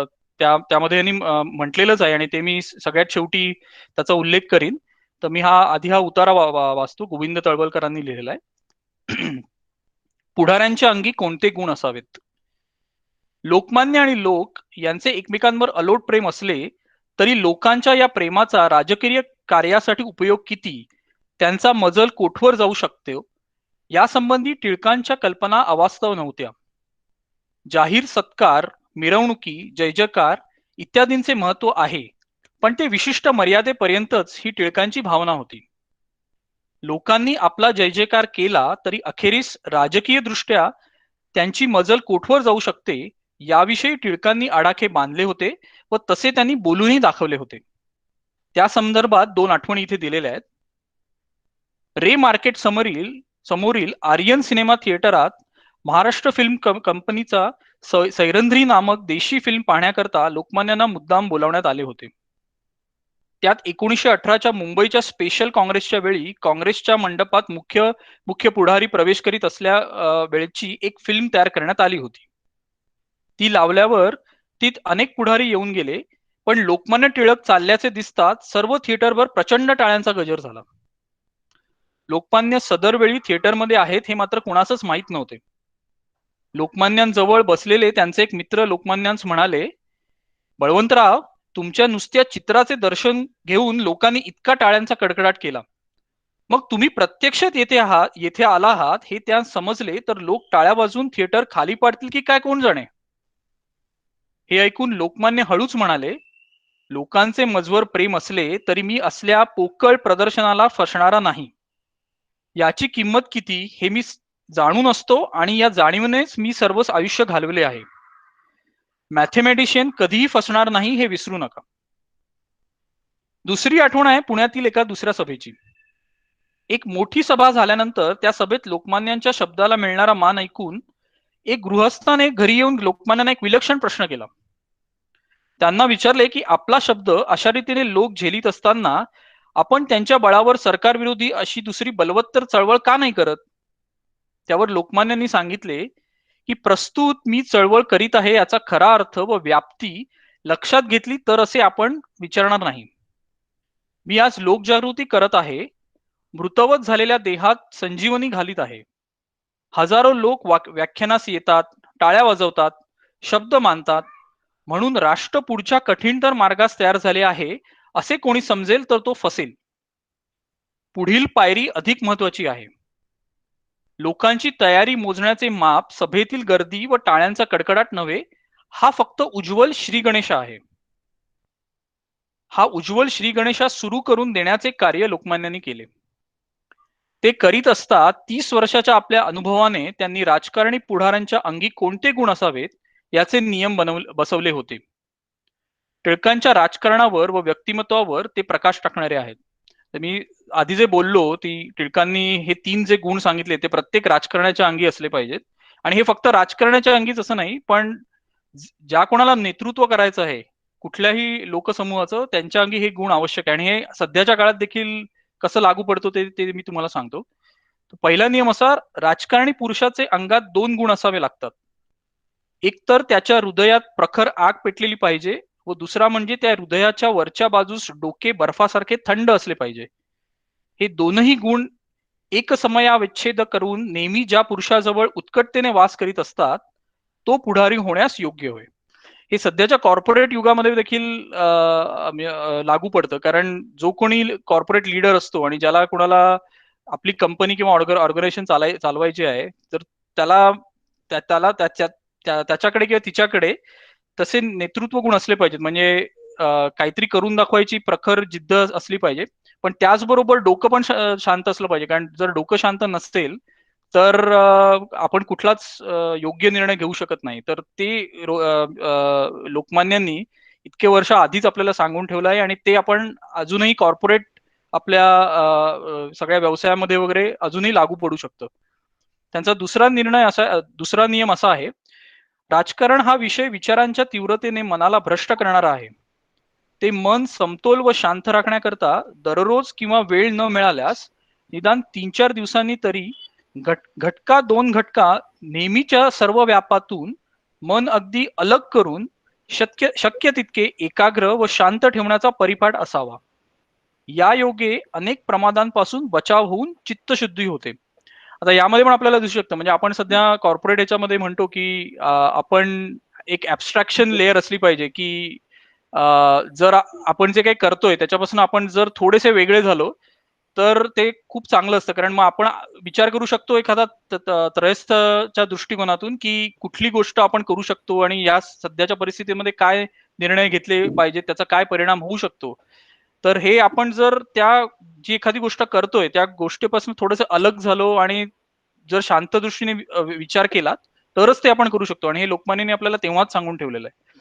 आणि तिसरी आणि शेवटचा एक नियम त्यांनी सांगितला, आपण जी राजकीय चळवळ करू तीत अपयश आले असता ती सहज क्रमप्राप्त गोष्ट आहे अशी मनाची वृत्ती राहिली पाहिजे. यश येणार नाही असे धरून चालले पाहिजे. म्हणजे सध्याच्या स्टार्टअप च्या अनुषंगाने सांगायचं झालं तर फेलफास्ट म्हणून एक कॉन्सेप्ट आहे. म्हणजे आपण एखादी गोष्ट ज्या करतो, नवीन गोष्ट ज्या करतो त्याच्यामध्ये आपण किती लवकर आपण त्याच्यामध्ये अपयशी होऊ त्याच्यावरती लॉंग टर्म यश आपलं किती अवलंबून आहे ते अवलंबून असतं. तर तीच गोष्ट लोकमान्यांनी सांगितली, की आपण एखादी गोष्टीमध्ये अपयशी झालो तर त्याचा जास्त बाऊ करू नये. कारण ते अपयश येणार आहे हे धरूनच चालावं आणि त्याच्यातून काय शिकता येईल आपल्याला ते मला वाटतं लोकमान्यांनी याच्यातून सांगितलंय. म्हणजे हे फक्त राजकारण्यांसाठी किंवा राजकीय नेत्यांसाठी लागू पडत नाही, तर हे आपण कुठेही जिथे नेतृत्व करत असू तिथे हे लागू पडतं. म्हणून मला वाटतं की आत्ताच्या 74व्या स्वातंत्र्य दिनी लोकमान्यांचे हे विचार अजूनही आपल्याला लागू पडतात. धन्यवाद. आता जे नीरज रावांनी अतिशय सुंदर, अगदी थोडक्यात पण अतिशय सुंदर असे विचार, टिळकांचे विचार, पण ते आजच्या काळाला कसे लागू आहेत हे इतकं सुंदर सांगितलं, त्याबद्दल त्यांचं मनपूर्वक आधी अभिनंदन आणि मग आभार. आणि मुख्य म्हणजे आमचा JB नगर परिसर संघ बंगलोर पर्यंत गेला याचा आम्हाला सगळ्यांना खूपच अगदी आनंद होतोय. आणि ऑनलाईन अशा प्रकारची सभा आम्ही घेतो म्हणून तुमचे हे विचार आम्हाला ऐकायला मिळाले, याबद्दल पुन्हा एकदा तुमचे आभार. धन्यवाद. आभार नीरज, खूपच छान प्रकटीकरण केलं. त्या पहायचं रसग्रहण सुंदर त्याने केलं आणि मराठी तर चांगलं आहेच. आज आम्हाला ऐकायला मिळालं, बघायला मिळालं आणि मला वाटतं म्हणूनच तू उत्कृष्ट लीडर पण आहेस. आज या लहान वयात तू मोठ्या पोझिशनला आहेस, ग्लोबल रिस्पॉन्सिबिलिटी चांगल्या गंभीरपणे पेलतोय. हे आम्हाला माहिती, आम्ही बघतोय. Thank you so much. बोलायचंय मला 1 मिनिट बोलायचंय. बोला. मला आता 1 मिनिट. आता नीरजने टिळकांसंबंधी नीरजने जो बोलला ना त्याच्या संबंधात मला टिळकांचीच एक गोष्ट आठवली आता, म्हणजे अशी ती फक्त मला अत्यंत मला ती आवडली आणि लक्षात आहे माझ्या, म्हणून मी सांगतोय आता. टिळक जेव्हा प्रोफेसर होते त्यावेळेला त्यांना एक पुस्तक लिहायचं होतं किंवा काहीतरी एक लेख लिहायचा वगैरे होता. तेव्हा त्यांनी त्यांच्या एका मित्राला सांगितलं, अरे तुझ्या शाळेत जर किंवा कॉलेजात कोण एक चांगला मुलगा असेल तर तो मला जरा दे, मी सांगेन ते त्याला लिहून घ्यायचं आहे, पण त्याचं अक्षर चांगलं पाहिजे आणि जरा चुणचुणीत पाहिजे. ते शिक्षक म्हणाले ठीक आहे, मी तुला पाठवतो तुझ्याकडे. म्हणून त्यांनी ते चिंतामणराव देशमुख, तर चिंतामण देशमुख नावाचा मुलगा होता, त्याला त्यांनी, ऐकू येतंय का सगळ्यांना का काय? हो येतंय. चिंतामणला त्यांनी पाठवून दिलं आणि त्या चिंतामणला सांगितलं, अरे तू जा ते टिळक सरांच्या घरी, तुला त्यांच्याकडे काम आहे. तो म्हणला ठीक आहे, कधी जाऊ? म्हणून त्यांनी सांगितलं सकाळी जा म्हणून तू. तर हा आपला टोपी वगैरे घालून नेहमीच्या प्रमाणे गेला टिळकांच्या घरी आणि त्या टिळकाने नमस्कार करून त्याने सांगितलं की मला अमुक अमुक सरांनी तुमच्याकडे पाठवलेलं आहे. हा हा, ते म्हणले बस बस, तुझं काय नाव? तो म्हणलं मग चिंतामण. हा बस चिंतामण बस. आता ते त्यांच्याकडे लोक येत होते, त्यांचं चाललं होतं काम, त्याच्यामध्ये तास 2 तास काही झालं नाही काम. हा चिंतामण बसून होता 2 तास. अरे तुला येऊन 2 तास झाले का? तू ये आता, उद्या ये, तू जा. असे 2-3 दिवस झाले. तर हा आपला चिंतामण यायचा जायचा निघून, आज मला वेळ नाही. तर त्यांनी बघितलं की हा ग्रहस्थाला वेळ नसायचा. मग एकदा त्यांनी सांगितलं, सर तुम्हाला काय लिहायचंय? ते म्हणले तू उद्या ये, तुला मी सांगतो. म्हणून परत 4थ्या-5व्या दिवशी तो गेला आणि त्यांनी त्याला सांगितलं की मला असं असं अर्थशास्त्रावरती हे असं लिहायचं आहे. तर हे सगळी पुस्तकं आहेत, संदर्भ आहेत, त्याच्या संबंधी मला असा असा लेख लिहायचा आहे. तर ते म्हणले ठीक आहे, मी येतो. आणि ह्या मुलाने त्या दिवशी त्यांना त्यांनी जे सांगितलं त्याच्यावर एक स्वतःचाच लेख लिहून पाठवून त्याने दिला आणि तो त्याने टिळकांना दुसऱ्या दिवशी दाखवला. तर टिळक म्हणले हे काय केलंस तू? ते म्हणले तुम्ही मला जे काल सांगितलं, तुम्हाला जे काय लिहायचे तुमचे विचार, त्याच्यावरती मी स्वतः माझ्या ज्ञानाने मी लिहिलेला आहे हा. तर ते म्हणले वाचला, त्यांनी वाचला. आणखी ते म्हणले तुला कोणी सांगितलं ह्याच्या संबंधी, कोणाचं तू मार्गदर्शन घेतलं, कुठच्या सरांचं मार्गदर्शन घेतलं? तो म्हणला नाही, मी सगळं स्वतःच वाचून मी रात्रभर वाचून संपूर्ण रात्रभर लिहून काढलेला आहे हा लेख. अरे वा वा वा, तू हुशारच आहेस रे, हुशारच आहेस. आता तू कर माझं सगळं काम, मी तुला सांगतो तू असंच कर. त्यांनी सगळं केलं आणि टिळकांचं काम झालं. आणि तेव्हा त्यांनी सांगितलं अरे वा, तू जा, त्याला आशीर्वाद दिला, जा चिंतामण, जा, तू फार मोठा होशील. तर हा आपला नमस्कार. हा मुलगा नंतर त्यांच्याकडनं गेला आणि त्याला हा विसरला. पण त्याच्यानंतर एक मिनिट त्याच्यानंतर हा माणूस, हा मुलगा IAS त्याला, ही गोष्ट असणार कारण टिळकांचा हा चिंतामणराव देशमुखांचा जन्म होता 1896चा आणि आता साधारणतः हे 14-15 वर्षाची, साधारण 1910च्या सुमाराची गोष्ट असणार. त्याच्यानंतर चिंतामणराव गेलो कॉलेजला शिकून नंतर इंग्लंडला गेले. इंग्लंडला ते वयाच्या 22व्या वर्षी IAS झाले. ते पहिल्या अटेम्प्ट मध्ये IAS झाले आणि पहिले आले ते 1900 म्हणजे त्या वयाच्या 22व्या वर्षी. आणि त्याच्यानंतर ते आले आणि इकडे आल्यानंतर, भारतात आल्यानंतर ते 1943 साली भारत स्वतंत्र झाला नसताना सुद्धा रिझर्व्ह बँकेचे पहिले भारतीय गव्हर्नर झाले. तेव्हा भारत स्वतंत्र झाला होता. तोपर्यंत रिझर्व्ह बँकेचे गव्हर्नर सगळे ब्रिटिश होते, ब्रिटिश झाले. तेव्हा ते झाले तेव्हा त्यांना टिळकांची आठवण परत आली आणि ते म्हणले हे बघा, थोरा मोठ्यांचे आशीर्वाद कामाला आले. मला जे त्यांनी उत्तुंग जाशील म्हणाले होते ते मी झालो. त्याच्यानंतर पण ही गोष्ट संपली नाही इथे. ती झाल्यानंतर ते परत भारत स्वतंत्र झाल्यानंतर भारताचे फायनान्स मिनिस्टर पण झाले आणि ती त्यांची उत्तुंग. त्याच्यानंतर त्यांना 1975 साली पद्मविभूषण मिळालं. ते 1982 त्यांचे ते एक्सपायर झाले. 1896 ते 1982, 86 वर्ष त्यांनी आयुष्य काढलं. मला पद्मविभूषण झाले ते. आणि ते म्हणाले शेवटी की मला थोरा मोठ्यांचे आशीर्वाद असे कामा येतात. त्यामुळे स्वतःच्या मनात स्वचोटी असेल तर आणि मोठ्यांचे आशीर्वाद असतील तर तुम्ही कुठच्याही लेव्हल पर्यंत जाऊ शकता. ही मला आता एकदम आठवण आली म्हणून मी सांगितली. खूप छान, खूप छान, खूप छान, खूप छान. मस्त आम्हाला माहिती मिळाली. आम्हाला हे माहिती नव्हतं, त्यामुळे ही माहिती मिळाली. खूपच छान, खूप छान. Thank you so much.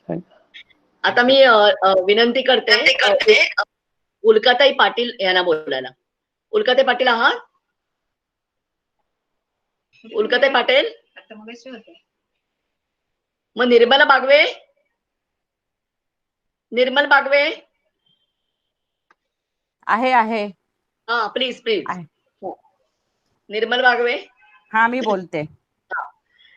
आपल्या प्लीज सुरुवात करा. हा, नमस्कार, मी निर्मल बागवे. आज आपल्या भारताचा जो स्वातंत्र्य दिन त्याच्याबद्दल आधी सगळ्यांना तुम्हाला खूप खूप शुभेच्छा.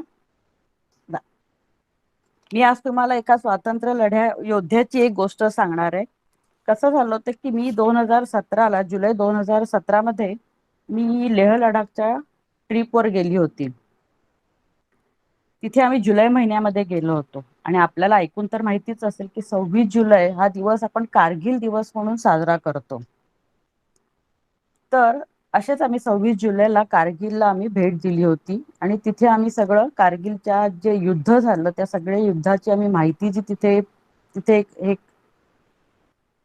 सगळी माहिती तिथे लिहिलेली आहे ती आम्ही वाचत होतो. तिथलं सगळं एक एक बघत होतो, त्यातले फोटो वगैरे युद्धाचे. तर त्याच वेळेला तिथे ते सगळे माहिती वाचताना एक आपल्यातला शूर योद्धा जो लढवय्या जो शहीद झाला तो होता कॅप्टन मनोज कुमार पांडे. त्यांच्याबद्दल मी तुम्हाला आज काही सांगणार आहे. नाव घेतलं मला. हॅलो हॅलो हॅलो हॅलो ऐकू बोला. येतंय का? ऐकू येतंय? अच्छा बोला ओके. हा ऐकू येत आहे.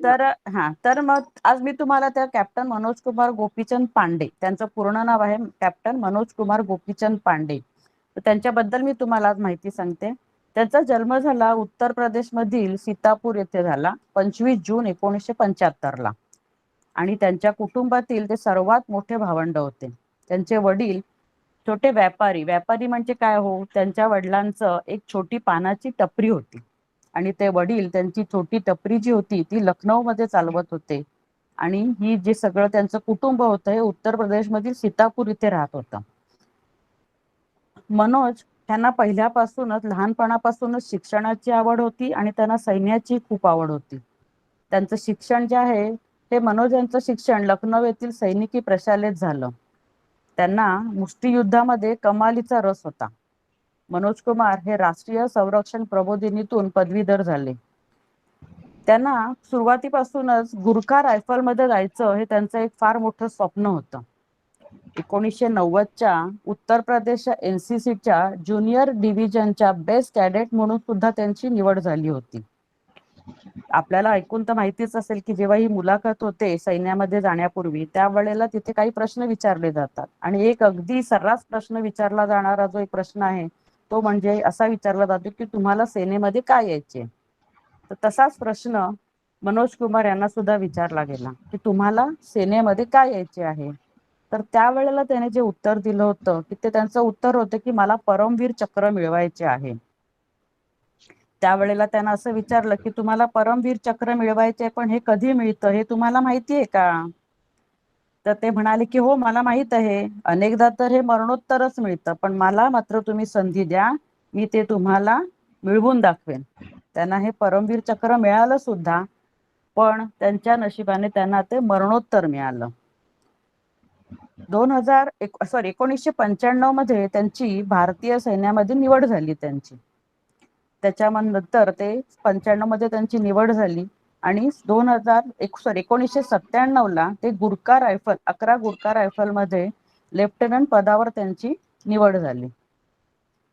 हे जेव्हा कारगिल युद्ध सुरू झालं त्याच्या अगोदर ते 3 महिने सियाचेनच्या युद्धावरतीच होते. ते तिथे त्यांची पोस्टिंग होती आणि तिकडे ते होते आणि ती पोस्टिंग ते आटपून ते परत आले होते आणि त्यांना जर मागितली असते तर त्यांना तिथे रजा मिळणार होती म्हणजे ते आपल्या घरी येऊ शकणार होते. परंतु 3 मे 1999 ला कारगिल युद्ध सुरू झालं होतं आणि त्यांचे जे कमांडिंग ऑफिसर जे होते त्यांनी त्यांना ऑर्डर दिली की मनोज कुमार तुम्हालाही ह्या सफरीवरती तुम्हाला जायचं आहे म्हणून. त्यांना तर खूप आनंद झाला आणि त्यांनी हो म्हणून सांगितलं आणि ते तयार झाले. त्याच वेळेला त्यांना लेफ्टनंट वरून त्यांना कॅप्टन पदावर बढती देण्यात आली होती आणि सन 11 जून 1999 ला पाकिस्तानने बटालिक सेक्टर येथील खालुबार टेकडीमधील जुबर शिखरावर घुसखोरी केली होती. मनोज कुमार यांना आपल्या सैनिकांचं नेतृत्व करत याच्यावरती ताबा मिळवायचा होता आणि त्यांनी तो ताबा मिळवलाही. पण हे ताबा मिळवणं हे सुद्धा काही सोपं नव्हतं. त्यांना खूप त्याच्यासाठी संघर्ष भरपूर होता आणि तो त्यांनी केलाही. त्यांना ही परिस्थिती जी होती ती खूप कठीण परिस्थिती होती आणि ती त्यांनी लक्षात घेऊन आपल्या समूहाला एका अरुंद अशा लांबट उंचवट्यावर घेऊन गेले की त्यामुळे त्यांना शत्रूच्या जागा लक्षात आल्या आणि त्याच वेळी असं झालं की पाकिस्तानी सैनिकांनी त्यांना बघितलं आणि ह्या आपल्या भारतीय सैन्यावरती गोळीबार सुरू केला. मनोज कुमार यांनी मोठं साहस दाखवून प्रत्युत्तर दिलं. त्यांच्या खांद्यावरती आणि पायावरती गोळी लागून सुद्धा त्यांनी हार मानली नाही आणि पाकिस्तानी बंकरापर्यंत जाऊन तेथे 2 शत्रूच्या सैनिकांना त्यांनी मारून ते बंकर ताब्यात घेतलं. पहिलं बंकर त्यांनी ते ताब्यात घेतलं होतं. आणि हेच या लढाईतलं एक खरं तर मुख्य वळण होतं, महत्वाचं वळण होतं ते. तर हे जे सगळे त्यांचे जे सैनिक साथीदार जे होते हे सगळं ते बघत होते आणि हे आपल्या नेत्याचं हे साहस बघून तेही त्यांचे सैनिक सगळे प्रेरित झाले आणि ते सुद्धा शत्रूच्या सैनिकांवरती तुटून पडले. मनोज कुमार सुद्धा आपल्या जखमांवर झालेल्या जखमांवरती कडे दुर्लक्ष करून ते सुद्धा बंकर मधील शत्रूच्या सैनिकांना मारायला त्यांनी सुरुवात केली होती. असं करत करत त्यांनी पहिलं बंकर झालं, दुसरं, तिसरं करत त्यांनी 4थ्या बंकरापर्यंत ते पोहोचले. तोपर्यंत ते भयंकर खूपच घायाळ झालेले होते, पण तरी सुद्धा ते लढत होते. आणि शेवटी असं झालं की ते ज्या वेळेला हे बंकर आपल्या ताब्यात येणार त्यावेळेला ते बेशुद्ध पडले. पण तरी सुद्धा त्यांनी आपल्या साथीदारांना असं सांगितलं की ना छोडणू. आता ना छोडणू हा एक नेपाळी शब्द आहे आणि त्याचा अर्थ असा होतो की तुम्ही कोणालाही सोडू नका. त्याप्रमाणे त्यांचे जे इतर सैनिक जे होते साथीदार ते लढाई त्या शत्रूवरती तुटून पडलेलेच होते. आणि इथे त्याच वेळेला हे 3 जुलैची गोष्ट आहे. 3 जुलैला जेव्हा त्यांनी शेवटचा ग्रेनेड जेव्हा त्यांनी शत्रूच्या बंकरवरती जेव्हा त्यांनी टाकला तर तो जो टाकल्यावरती त्याच वेळेला टाकतानाच त्यांच्यावरती शत्रूच्या गोळ्या आल्या आणि त्या 3 ज्या गोळ्या आहेत त्या त्यांच्या डोक्यावरचं त्यांचं जे हेल्मेट होतं त्या छेदून त्यांच्या डोक्यातून आरपार गेल्या आणि तिथे ते शहीद झाले. ही गोष्ट आहे 3 जुलै 1990 ची.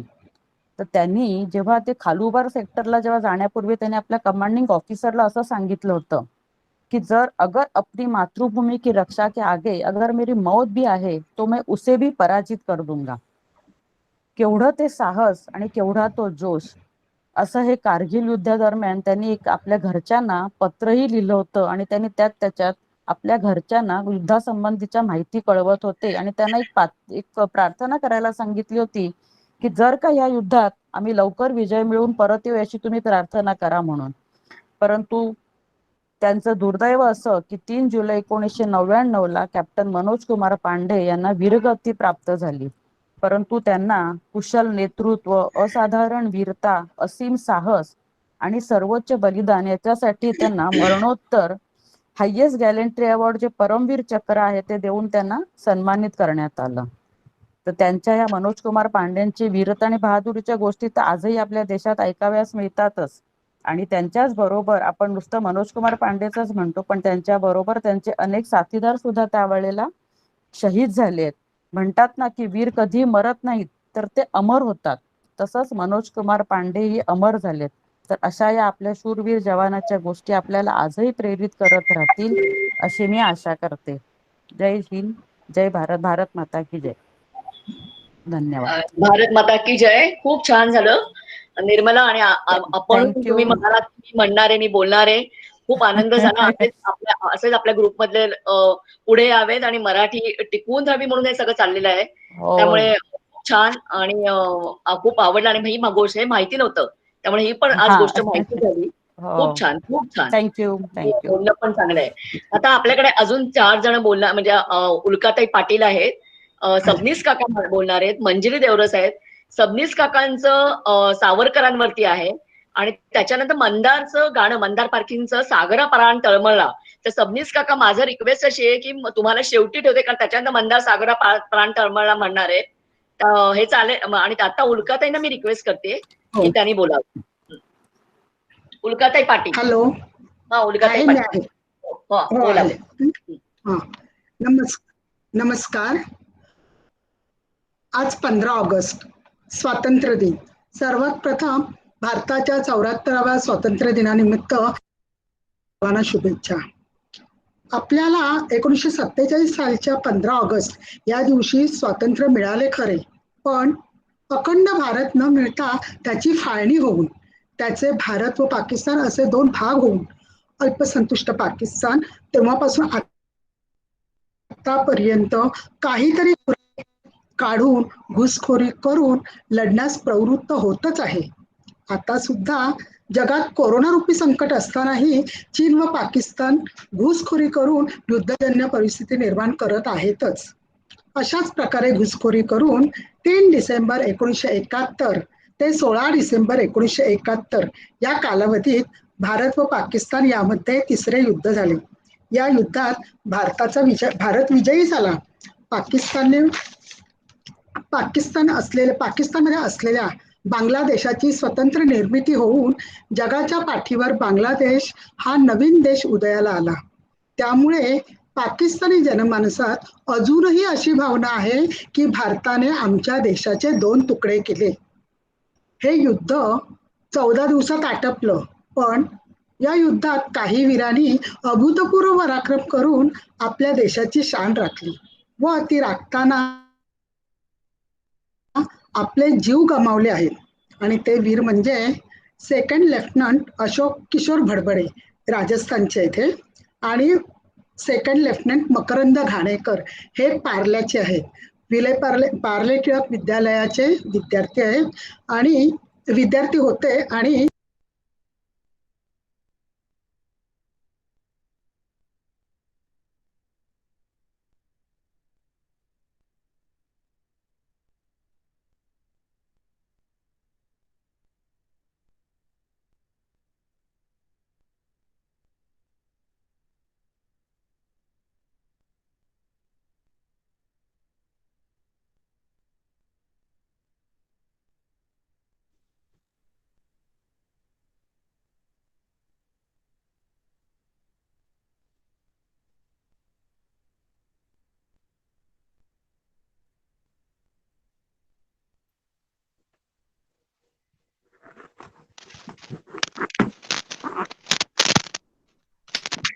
मला वाटतं तुमचा माईक ऑफ आहे.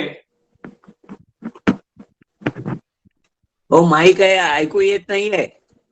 माईक ऑफ आहे. माईक ऑफ आहे. माईक ऑफ आहे. वाचतायत त्या पण ऐकू येत नाहीये. हो हो हो हो हो. त्यांचाच वाटत होते का अजून का त्यांचा आता आपण पाहिजे तर ह्याला सांगूया. मंजिरीताई तुम्ही बोलताय का? हा तुम्ही बोला प्लीज. मी त्यांना सांगते नंतर बोलायला. मी सांगते का नंतर बोलायला. हॅलो, हा ऐकू येत नाहीये. बरोबर. हा आता येतंय? होय व्यवस्थित. हा आता येतंय म्हणजे काही ऐकू आलं नाही का आता? नाही थोडंच ऐकलंच. पाकिस्तानची फाळणी झाली तेव्हा ते त्यांचं पाकिस्तानची फाळणी झाली तोपर्यंत आहे का? पुढच्या बर. मकरंद घाणेकर पासून मकरंद घाणेकर पासून काही नाही. हा ठीक आहे. फ्लाईट लेफ्टनंट किशोर भडबडे हे राजस्थानचे आहेत आणि दुसरे मकरंद घाणेकर हे पार्ले टिळक विद्यालयाचे विद्यार्थी होते.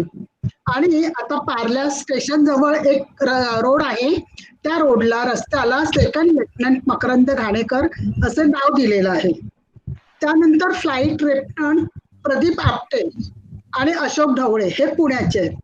कॅप्टन प्रकाश पेठे हे मुंबईतील कप परेड विभागातले आणि तिथेही एका रस्त्याला कॅप्टन प्रकाश पेठे मार्ग असे नाव दिले आहे. कॅप्टन राजा कुलकर्णी हे पुण्याचे आहेत. मेजर रमेश दडकर हे माटुंग्याचे रहिवासी होते आणि ते किंजरच्या शाळेचे विद्यार्थी. असे हे वीर शूरवीर आपल्या अभूतपूर्व पराक्रमाने हुतात्मे झालेले आहेत. या सर्व वीरांच्या घरी जाऊन त्यांचे आई वडील, नातेवाईक, मित्रपरिवार यांच्याबरोबर संवाद साधून प्राध्यापक श्री सुरेश गजानन शेवडे यांनी 1971चे अभिमन्यू या पुस्तकात या सर्वांच्या शौर्यगाथा कथा स्वरूपात गुंफल्या आहेत. त्यामधील कॅप्टन प्रकाश पेठे यांची शौर्यगाथा मी आता कथन करणार आहे. कॅप्टन प्रकाश पेठे. येत आहे ना ऐकू येत आहे ना? डॉक्टर, फार मोठी जखम करावी लागते का हो या अपेंडिसायटिसच्या ऑपरेशनला? ऑपरेशन टेबलवर घेतलेला एक 11 वर्षाचा लहान मुलगा डॉक्टरांना विचारत होता. मुलगा घाबरला असं वाटून डॉक्टर समजुतीच्या स्वरात म्हणाले, अरे तू जरा सुद्धा घाबरू नकोस, तुला कळणार सुद्धा नाही काही. यावर तो मुलगा म्हणाला, मी घाबरत नाही डॉक्टर, मी ऐकलं आहे की या ऑपरेशनला पोट 3 इंच कापतात म्हणून. मला की नाही मोठेपणी सैन्यात जायचंय, मोठा सैनिकी अधिकारी व्हायचंय आणि मोठी शस्त्रक्रिया झालेल्यांना म्हणे सैन्यात घेत नाहीत, म्हणून अगदी लहानशी जखम करून ऑपरेशन करा म्हणजे मला सैन्यात जायला मिळेल. डॉक्टर म्हणाले, पण बाळा, लहानशी जखम करून ऑपरेशन करायला वेळ लागतो, त्रास होतो. तेव्हा तो मुलगा म्हणाला, चालेल डॉक्टर, वेळ लागला तरी चालेल, किंवा त्रास झाला ना तरी चालेल, पण लहानच जखम करा, अगदी लहान. हा धीट मुलगा कोण आहे माहित आहे? कॅप्टन प्रकाश नारायण पेठे, रेल्वेतील सिक्युरिटी ऑफिसर श्री नारायण पेठे यांचा एकुलता एक मुलगा. वयाच्या 12व्या वर्षी हट्टाने सैनिकी शाळेत दाखल झाला.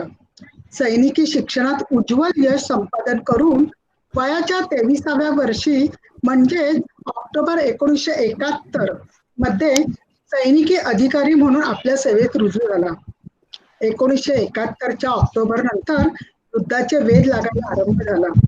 आपल्या मातृभूमीचा गळा घोटण्याचा मनसुबा इस्लामाबाद आणि सियालकोट येथे रचला जात होता. याया खान आणि टिक्का यांच्या हालचालींचा वेध भारतातही घेतला जात होता. 17 नोव्हेंबरला पूर्व बंगालमधून भारतीय सरहद्दीवर तोफा डागल्या गेल्या. 21 नोव्हेंबरला तर रणगाडे आणि विमानांचे सुद्धा हल्ले झाले. त्यावेळी आपल्या मर्दवीरांनी शत्रूची 3 सेबरजेट विमानं व 13 रणगाडे उत्तरादाखल नष्ट केले. 25 नोव्हेंबरला 10 दिवसात युद्ध करण्याची उन्मत्त घोषणा शहेनशाह याया खान यांनी केली आणि 3 डिसेंबरला प्रचंड वैमानिक हल्ला केला सुद्धा. युद्ध सुरू झालं. राष्ट्राने प्रकाशला हाक मारली. प्रकाश हाकेला ओ देऊन धावला.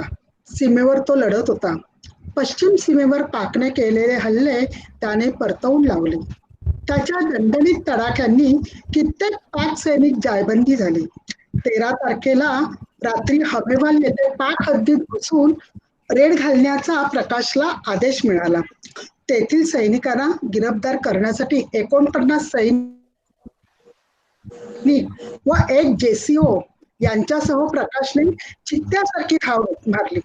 अंधार, काटेकुटे, आडमार्ग कशाचीही पर्वा न करता थपकत पाक हद्दीत 15 ते 20 किलोमीटर पर्यंत आत गेले व हमेवाल हे स्थान गाठले. समोरच कॉन्क्रीट बंकर होता. यामध्ये 5 सैनिक होते. प्रकाशला त्या सैनिकांना पकडायचे होते. प्रकाशने आपल्या सर्व सैनिकांना 4ही बाजूने उभे केले आणि 5 सैनिकांना हुकूम दिला, तुम्हाला अटक केली आहे, बाहेर पडा, शस्त्र ठेवून बाहेर या. आणि आपल्या पिस्तुलातून त्याने गोळी झाडली. उत्तरादाखल 5 सैनिकांनी सुद्धा गोळ्या झाडल्या. त्यातलीच एक गोळी प्रकाशला लागली. त्याच्या मानेतून डाव्या भागात घुसली आणि त्याचा 6 फूट 1 इंच उंचीचा देह खाली कोसळला. तरी सुद्धा कोपरानी सारे शरीर खेचत खरडत तो 25 ते 25 फूट गेला. सर्व शरीर रक्तबंबाळ झाले होतं. तरी सुद्धा त्याने एक हात बॉम्ब नेमका असा टाकला की तो नेमका त्या बंकर मध्ये पडला. त्याला अडकून बंकर मधले 12 जण जागच्या जागी ठार झाले आणि 2 जण पकडले गेले. हमेवाल येथे कामगिरी हत्या झाली. सैनिक परत फिरले. प्रकाशला स्ट्रेचरवर ठेवून लगबगीने निघाले. त्याला छावणीच्या दवाखान्यात आणले. तेथील डॉक्टरांनी त्याच्यावर तातडीने उपचार केले. पहाटेचे 5 वाजले. ग्लानीत असलेला प्रकाश पाणी पाणी म्हणू लागला. थोड्याच वेळात उठला. डॉक्टरांनी विचारलं, प्रकाश कसं वाटतंय तुला, काय होतंय? तेव्हा प्रकाश मला, don't worry doctor, just a little injury here. एवढं बोलून त्याला पुन्हा जागी आली. थोड्याच वेळाने तो बडबडू लागला, वेअर आर द प्रिझनर्स? आपण 12 जण मारलेच आहेत, 2 पकडून सुद्धा आणले. Grand success. माझं काम पूर्ण झालं. श्रीराम. धन्य तो प्रकाश जाता जाता डॉक्टरांचं सांत्वन करून गेला. 2ऱ्या दिवशी त्याच्या घरी त्याच्या निधनाची तारीख आणि पाठोपाठ अस्थी आल्या. रोज शेकडो माणसं येत होती प्रकाशच्या आई बाबांचं सांत्वन करायला. मुलगा गेल्याचं दुःख कोणत्या आई वडिलांना होणार नाही, पण राष्ट्रासाठी प्राणार्पण करणाऱ्या आपल्या मुलाला त्यांना दुःखातही अभिमान होता. प्रकाशच्या स्मरणार्थ मुंबईतील कप परेड रोडला कॅप्टन प्रकाश पेठे असे नाव देण्यात आले आहे. आता अशा या वीरांच्या शौर्यगाथा वाचून ऐकून अभिमानाने म्हणावं असं वाटतं, हे भारतीयांनो ऐका, बलिदान कथा वीरांच्या, झुंजता माले दीप सागरात अंधाराच्या, त्या चिरंजीव आत्म्यांनी, त्या चिरंजीव आत्म्यांनी रक्ताने लिहिली गाथा, ही तुमची भारत माता, ही माझी भारत माता. जय जवान जय किसान, जय जवान जय किसान, जे प्राणपणाने लढले युद्धात कामी आले,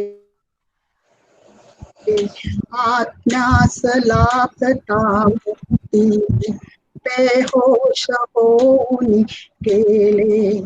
ऐकता कहाणी त्यांची, ऐकता कहाणी त्यांची, अंगावर येतो काटा, ही तुमची भारत माता, ही माझी भारत माता. जय जवान जय किसान, जय जवान जय किसान. धन्यवाद.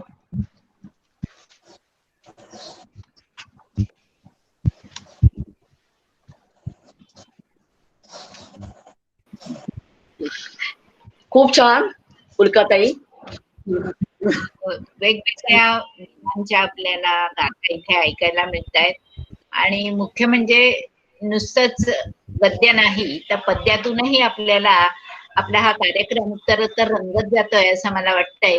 आता मंजिरीताई तुम्ही त्यात आणखीन खूप भर छान घालू शकाल अशी सगळ्यांना आशा आहे, तेव्हा आता तुमचा कार्यक्रम तुम्ही सुरू करा. हो, मी आज झाशीची राणी ही कविता वाचून दाखवणार आहे. सुभद्रा कुमारी चौहान यांनी. तुम्हाला सगळ्यांना तर ती त्या काळामध्ये अभ्यासक्रमातही होती, कारण माझे वडील ही कविता म्हणताना मला आठवतातच नाही. तर मी ही कविता सादर करते. झांसी की रानी. सिंहासन राजपूतों ने भ्रुकुटी तानी थी, बूढ़े भारत में भी आई फिर से नई जवानी थी, नीत की आजादी की कीमत सबने पहचानी थी, दूर फिरंगी को करने की सबने मन में ठानी थी, चमक उठी सन 57 में वह तलवार पुरानी थी, बूंदे फूलों की कहानी, मूंगफली मर्दानी वह तो झांसी वाली रानी, कानपुर के नाना की मुंह बोली बहन छवि थी, लक्ष्मीबाई नाम पिता की वह संतान थी, नाना के संग पढ़ती थी वह, नाना के संग खेली थी, पर्ची ढाल कृपाण कटारी उसकी यही सहेली थी, शिवाजी की गाथाएं उसको याद ज़बानी थी, पर बोलों की कहानी, लड़ी मर्दानी वाली रानी थी,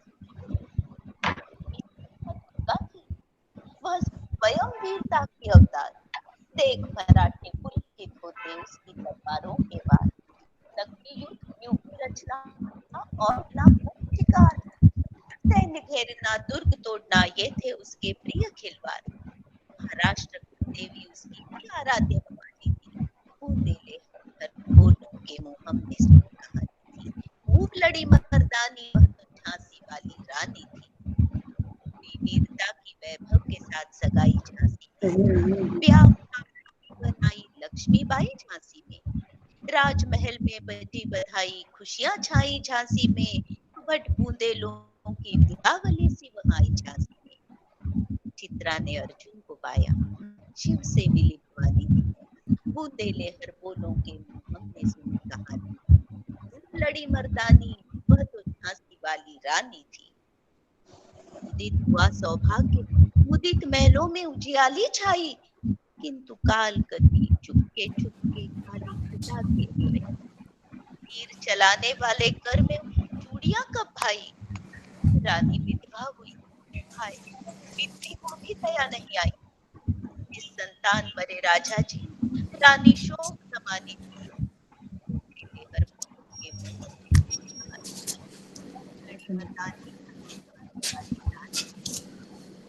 हर के झांसी का जब डलहौजी मन में हर्षाया, राज्य हड़प करने का उसने यहाँ अच्छा अवसर पाया। फौरन फौजे भेज दुर्ग पर अपना झंडा फहराया, लावारिस का वारिस बनकर ब्रिटिश राज्य का दिखाया। रानी ने देखा झांसी वाली रानी, लेहर बोलो हमें सुनी कहानी थी, खूब लड़ी मर्दानी वह तो झांसी वाली रानी थी। छीनी राजधानी की दिल्ली की, लखनऊ छीना बातों बात, कैद पेशवा था बिठुर में, हुआ नागपुर का भी घात। जयपुर तंजौर सतारा कर्नाटक की कौन भी साथ, जबकि सिंध पंजाब ब्रह्म पर अभी था वजह के पास। काल मद्रास तो यही कहानी थी, लेहर बोलो सुनी कहानी, खूब लड़ी मर्दानी वह तो झांसी वाली रानी थी। में थी विषम वेदना, पहलों में आहत अमान, वीर सैनिकों के मन में था अपने भूखों का अभिमान। नाना धुन पेशवा जुटा रहा था सब सामान, बहन झमेले ने रणचंडी का कर दिया प्रकट आह्वान। हुआ यज्ञ प्रारंभ, सोई ज्योति जगानी थी। खूब लड़ी मर्दानी वह तो झांसी वाली रानी थी। इनकी गाथा छोड़ चले हम झांसी के मैदानों में, जहां खड़ी लक्ष्मीबाई मर्द बनी मर्दानों में। लेफ्टिनेंट वाकरा पहुंचा, आगे बढ़ा जवानों में, रानी ने तलवार खींच ली, हुआ द्वंद्व आसमानों में। जख्मी होकर वाकर भागा, उसे अजब हैरानी थी। रानी बढ़ी कालपी आई, कर 100 मील निरंतर पार, घोड़ा थक कर गिरा भूमि पर, गया स्वर्ग तत्काल से धार।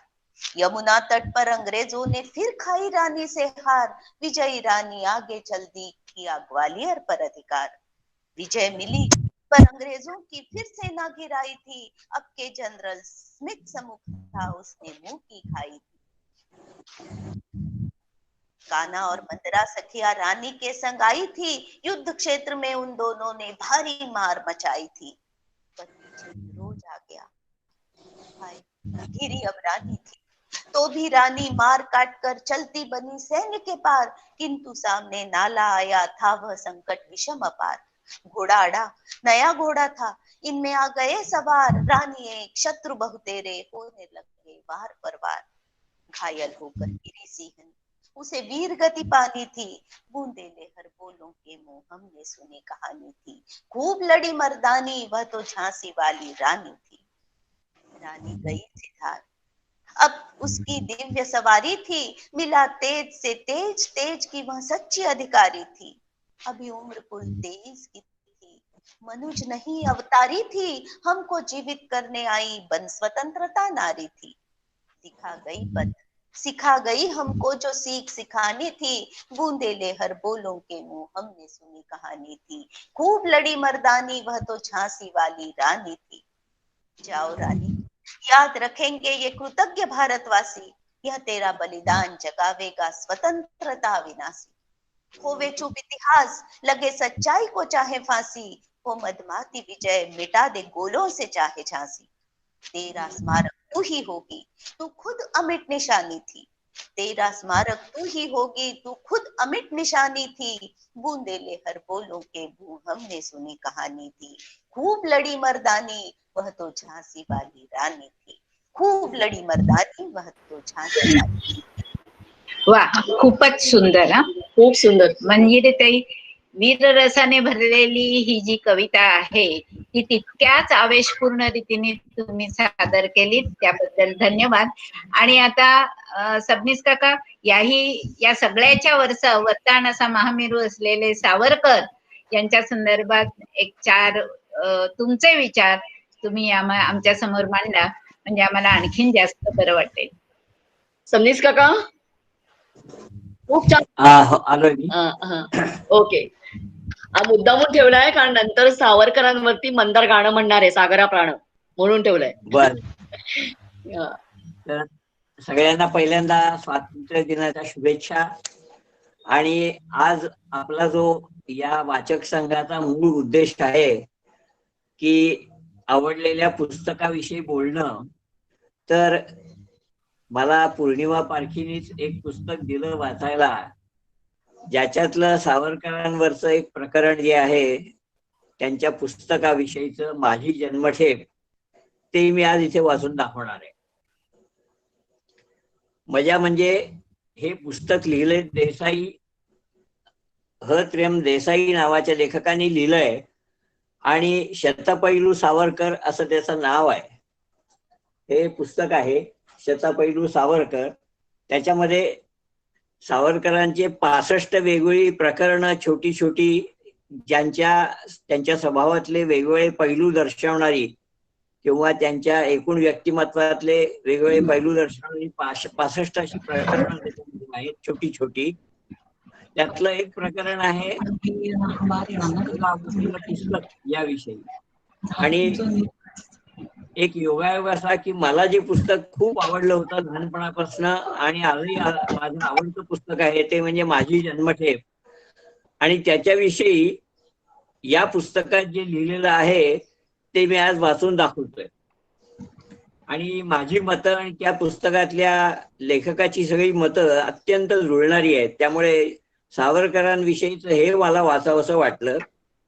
तर आपण ते आता ऐकूया.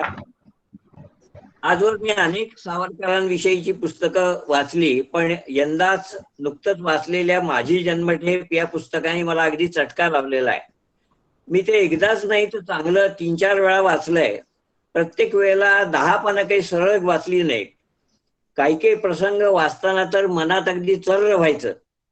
मधून मधून डोळे पुसतच मी ते पुस्तक अनेकदा संपवलंय. माझी जन्मठेप ही एक 100% सत्यकथा आहे. यावर विश्वासच बसू नये इतकी ती रोमांचक आणि अद्भुत रम्य कथा आहे.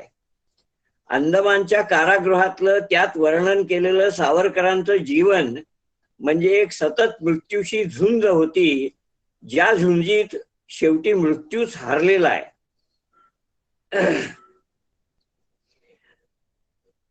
माझ्या आजोबांना 1 वर्षाची शिक्षा झाली होती स्वातंत्र्याच्या पूर्वीच्या सत्याग्रहात भाग घेतला होता म्हणून. त्यांच्या तोंडून कारावासातल्या छळाबद्दल आणि हालांचं वर्णन ऐकू यायचं आणि त्यामुळे शहारे अंगावर यायचे. पण सावरकरांना तर इथे शिक्षा झाली होती 50 वर्षाची आणि ती भोगायची होती दूर असलेल्या अंदमानच्या काळ्या पाण्यावर. आमचे आजोबा म्हणायचे एवढी मोठी शिक्षा झाल्याचं नुसतं ऐकून सुद्धा इतरांचं हृदयच बंद पडलं असतं. पण सावरकरांनी माझी जन्मठेप या पुस्तकाची सुरुवातच केली आहे मुळी. 50 वर्षे काळ्या पाण्याची शिक्षा तुम्हाला लागू झाली आहे सावरकर, हे जन्मठेपेतलं पहिलं वाक्य हे आपल्या छातीत धडकी भरवतं. लगेचच सावरकर पुढे म्हणतात, समजूनच या संकटाला तोंड द्यायचा आम्ही निर्धार केलेला असल्यामुळे मन कसं निर्ढावून गेलंय. आणखीन त्यांनी पुढे म्हटलंय, तरी पण मनात माझ्या चर्र झालं, हे बंदिवानाचे कपडे आता पुन्हा कधी उतरणार, का याच कपड्यात आपलं प्रेत इथून बाहेर काढलं जाणार. जन्मठेप पुस्तक वाचता वाचता नकळत वाचन मध्येच थांबे आणि थोड्या वेळानंतर ते पुढे सरके. या अंदमानच्या कारागृहात नारळांचा काठ्या उकलून तो नीट वळून दोरखंड वळता वळता सावरकरांचे हात अगदी रक्तबंबाळ व्हायचे. घाण्याला बैलासारखं जुंपून रोज 30-30 पाऊंड तेल गाळून देताना त्यांचा जीव नकोसा व्हायचा. जेवण त्याला जेवण म्हणणं सुद्धा कठीण. रानात उगवलेल्या कसल्या तरी गवताची भाजी, त्याच्यात सांडलेलं काही वेळेला केरोसिन सुद्धा सांडलेलं असायचं. कधी कधी तर गोमा आणि साप यांचे सुद्धा तुकडे भाजीमध्ये निघायचे. मित्र हो, हे वर्णन वाचताना सुद्धा आपल्याला शिसारी येते, अंगाला कंप सुटतो. वाटतं उद्या असा प्रसंग जर आपल्यावर ओढवला तर, पण ही कल्पको असं वाटून म्हणून मी पुढे वाचत होतो. तो भयान एकांतवास, वर दोनदा तर हातकड्यामध्ये लोंबकळत 8-8 दिवस काढावे लागले सावरकरांना. तशातही सक्त मजुरीचं ठराविक काम पूर्ण नाही झालं तर जेलरची अर्वाच्ची अशी शिवीगाळ ऐकावी लागायची आणि वेताचे फटके पाठीवर सपकन उमटायचे. देवा देवा, मला तर घेरीच यायची वाचून सुद्धा. पण बंधूंनो, तशाही परिस्थितीत सावरकरांनी तिथं केवढं प्रचंड कार्य केलं ते जन्मठेप पूर्ण वाचल्यावरच कळतं.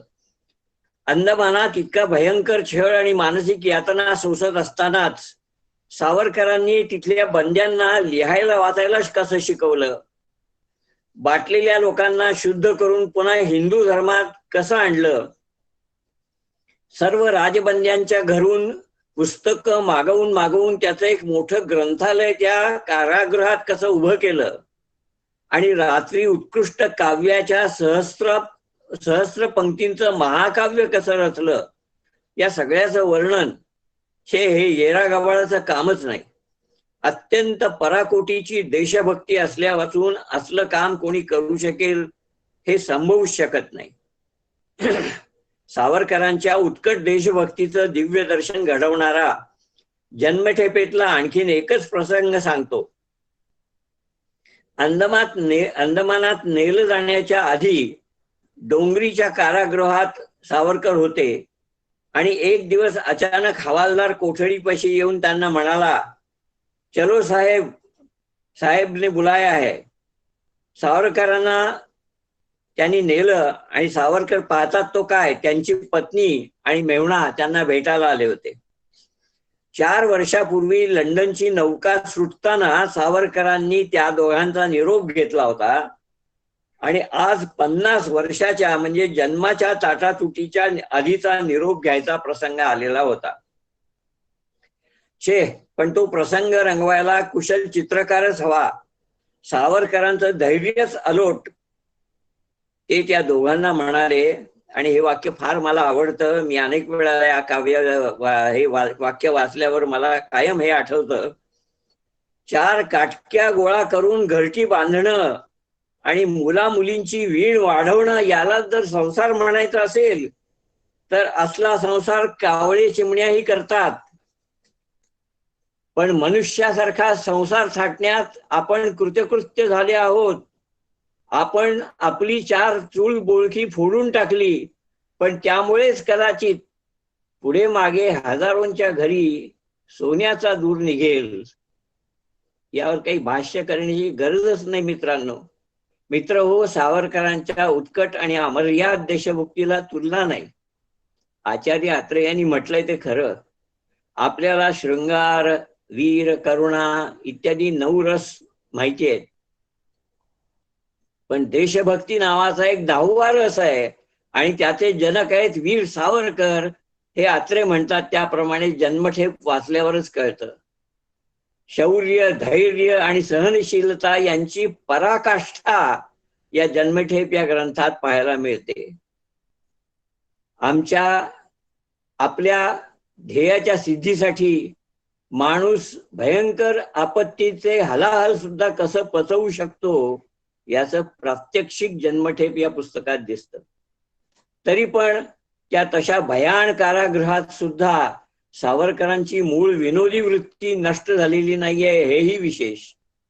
एवढ्या सगळ्या हाल अपेष्टांमध्ये सुद्धा ते विनोदाने लिहितात की मार्सेलिसला बोटीतून निसटण्याचे जे काही लाभ झाले त्यातला एक विशेष लाभ म्हणजे एका बंदीगृहातून दुसरीकडे नेताना इतर सगळ्या कैद्यांना रस्त्यातून पायी नेत, पण मला मात्र नेहमी मोटारीतून नेत. त्यामुळे मोटारीत मला खूप बसायला मिळे. असा सावरकरांचा वाईटातलं वाईट असलेल्या प्रसंगात सुद्धा चांगलं पाहण्याचा हा दृष्टिकोन आपल्याला तोंडावर तेवढ्यात हसू आणतो. आणि हो, वाङ्मयाच्या दृष्टीने बघितलं तरी माझी जन्मठेप हे सावरकरांचं कारावासाचं आत्मचरित्र मराठी सारस्वताचं एक अमर भूषण आहे. या पुस्तकावर पूर्वी बंदी असताना लोक गुप्तपणे ते रात्री आणायचे, रात्रभर बसून बसून वाचून टाकायचं आणि पहाटे पुन्हा दुसऱ्याकडे पोचवायचं. अशा रीतीने पूर्वी हजारो तरुणांनी हे जन्मठेपवरचं पुस्तक वाचलेलं आहे. आणि या जन्मठेपीच्या पुस्तकावरने त्यांच्या अंतःकरणाला चटका बसलेला आहे आणि वेगळं वळण लागलेलं आहे.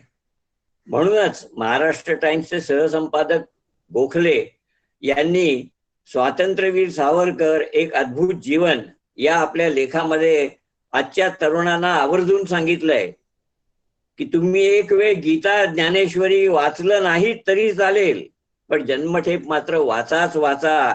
कारण जो जन्मठेप वाचेल असा युवक परीक्षेत नापास होणं, बेकार राहणं, प्रेयसीनी झेडकारणं असल्या क्षुल्लक कारणासाठी कधीही आत्महत्या करणार नाही.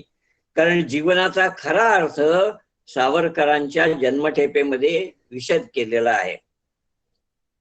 मित्र हो, जे पुस्तक वाचून मी विलक्षण प्रभावित झालो, ती जन्मठेप ज्यानं प्रत्यक्ष भोगली त्या सावरकरांना वंदन करायला माझे हात नकळत जोडले गेले.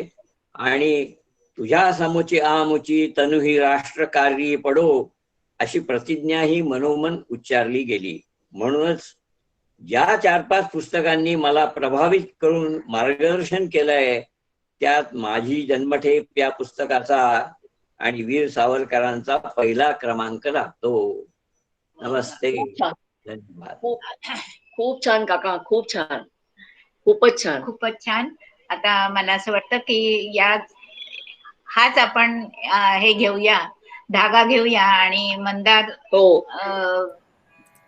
आणि काका ह्याच्यामध्ये सावरकरांच्या ह्याच्यामध्ये बाकीचे पैलू तर होतेच, पण तुम्ही विचार जे सांगितले त्या रसग्रहणामध्ये ते अप्रतिम म्हणजे ते लागणारे होते असे. आणि आजच्या ह्या कार्यक्रमामध्ये टिळक झाले, सावरकर झाले, झाशीची राणी झाली आणि आपल्याला माहिती नसलेली काही पांडे होते, पेठे होते, अशा अनेक ह्या स्वातंत्र्यासाठी धडपडणारी माणसांबद्दल आपल्याला ऐकायला मिळालं.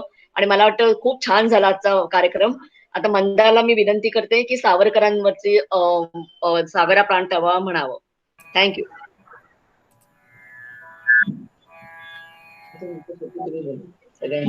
सगळ्यांना नमस्कार आणि स्वातंत्र्य दिनाच्या शुभेच्छा सगळ्यांना. आणि सबनीस काकांनी जे आता सांगितलं इतकं माझाही डोळे पाणावले आणि मी वाचलेले माझी जन्मठेप, तर त्यामुळे परत एकदा सगळ्यात ते प्रसंग आठवले तुम्ही सांगितले तेव्हा. तर सावरकरांनीच लिहिलेलं सागरा प्राण तळमळला काही त्यातलं काव्य मी ऐकवतो.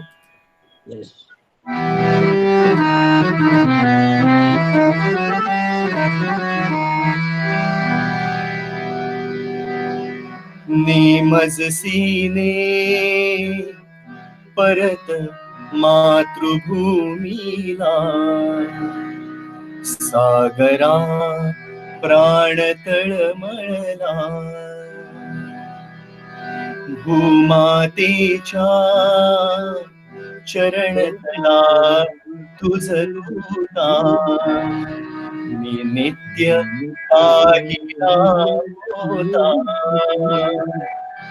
मज बदलासी अन्य देशी सल जाऊ, सृष्टीची विविधता पाहू.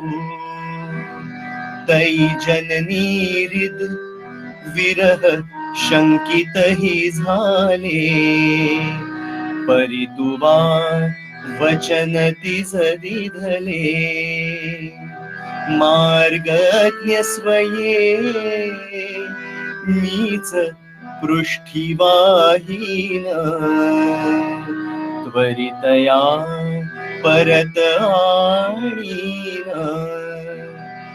विश्वसलो या तव वचनी मी, जगदनुभव योगे बनुनी मी तव अधिक शक्त उद्धरणी मी येईन त्वरे कथून सोडिले तिजला सागरा प्राण तळमळला नेमजसीने परत मातृभूमीला सागरा प्राण तळमळला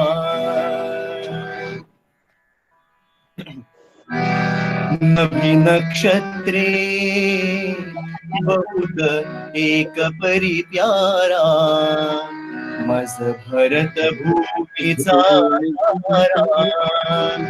प्रासाद इथे भव्य परी मज भारी आईची झोपडी प्यारी तिजवीण नको राज्य मज प्रिय साचा वनवास तिच्या जरी बनीचा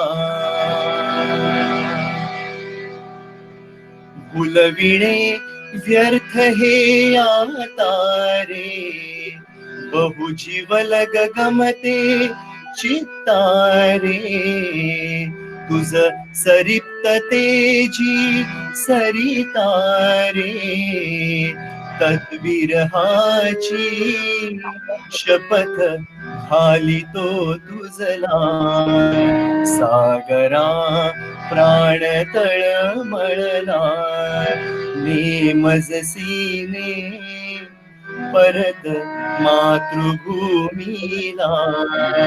सागरा प्राण तळमळला सागरा प्राण तळमळला सागरा प्राण तळमळला.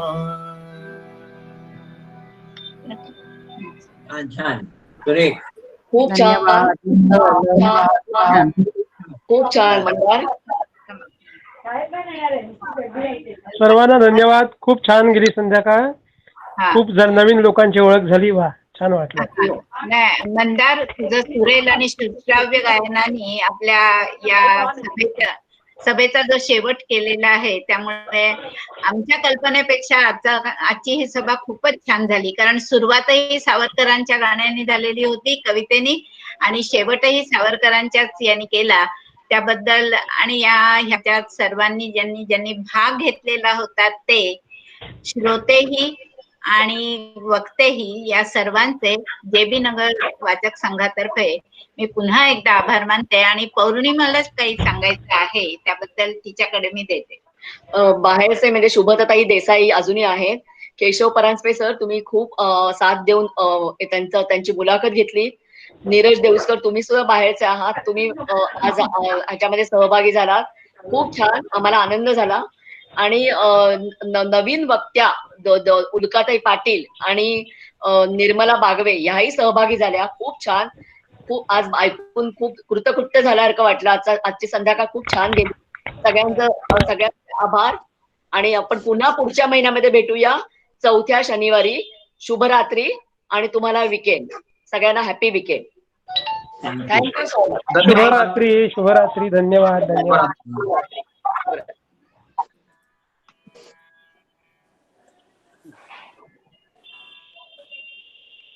किती जण होते एकूण? आज जास्त होते ना? 19 होते. बंद करण्यात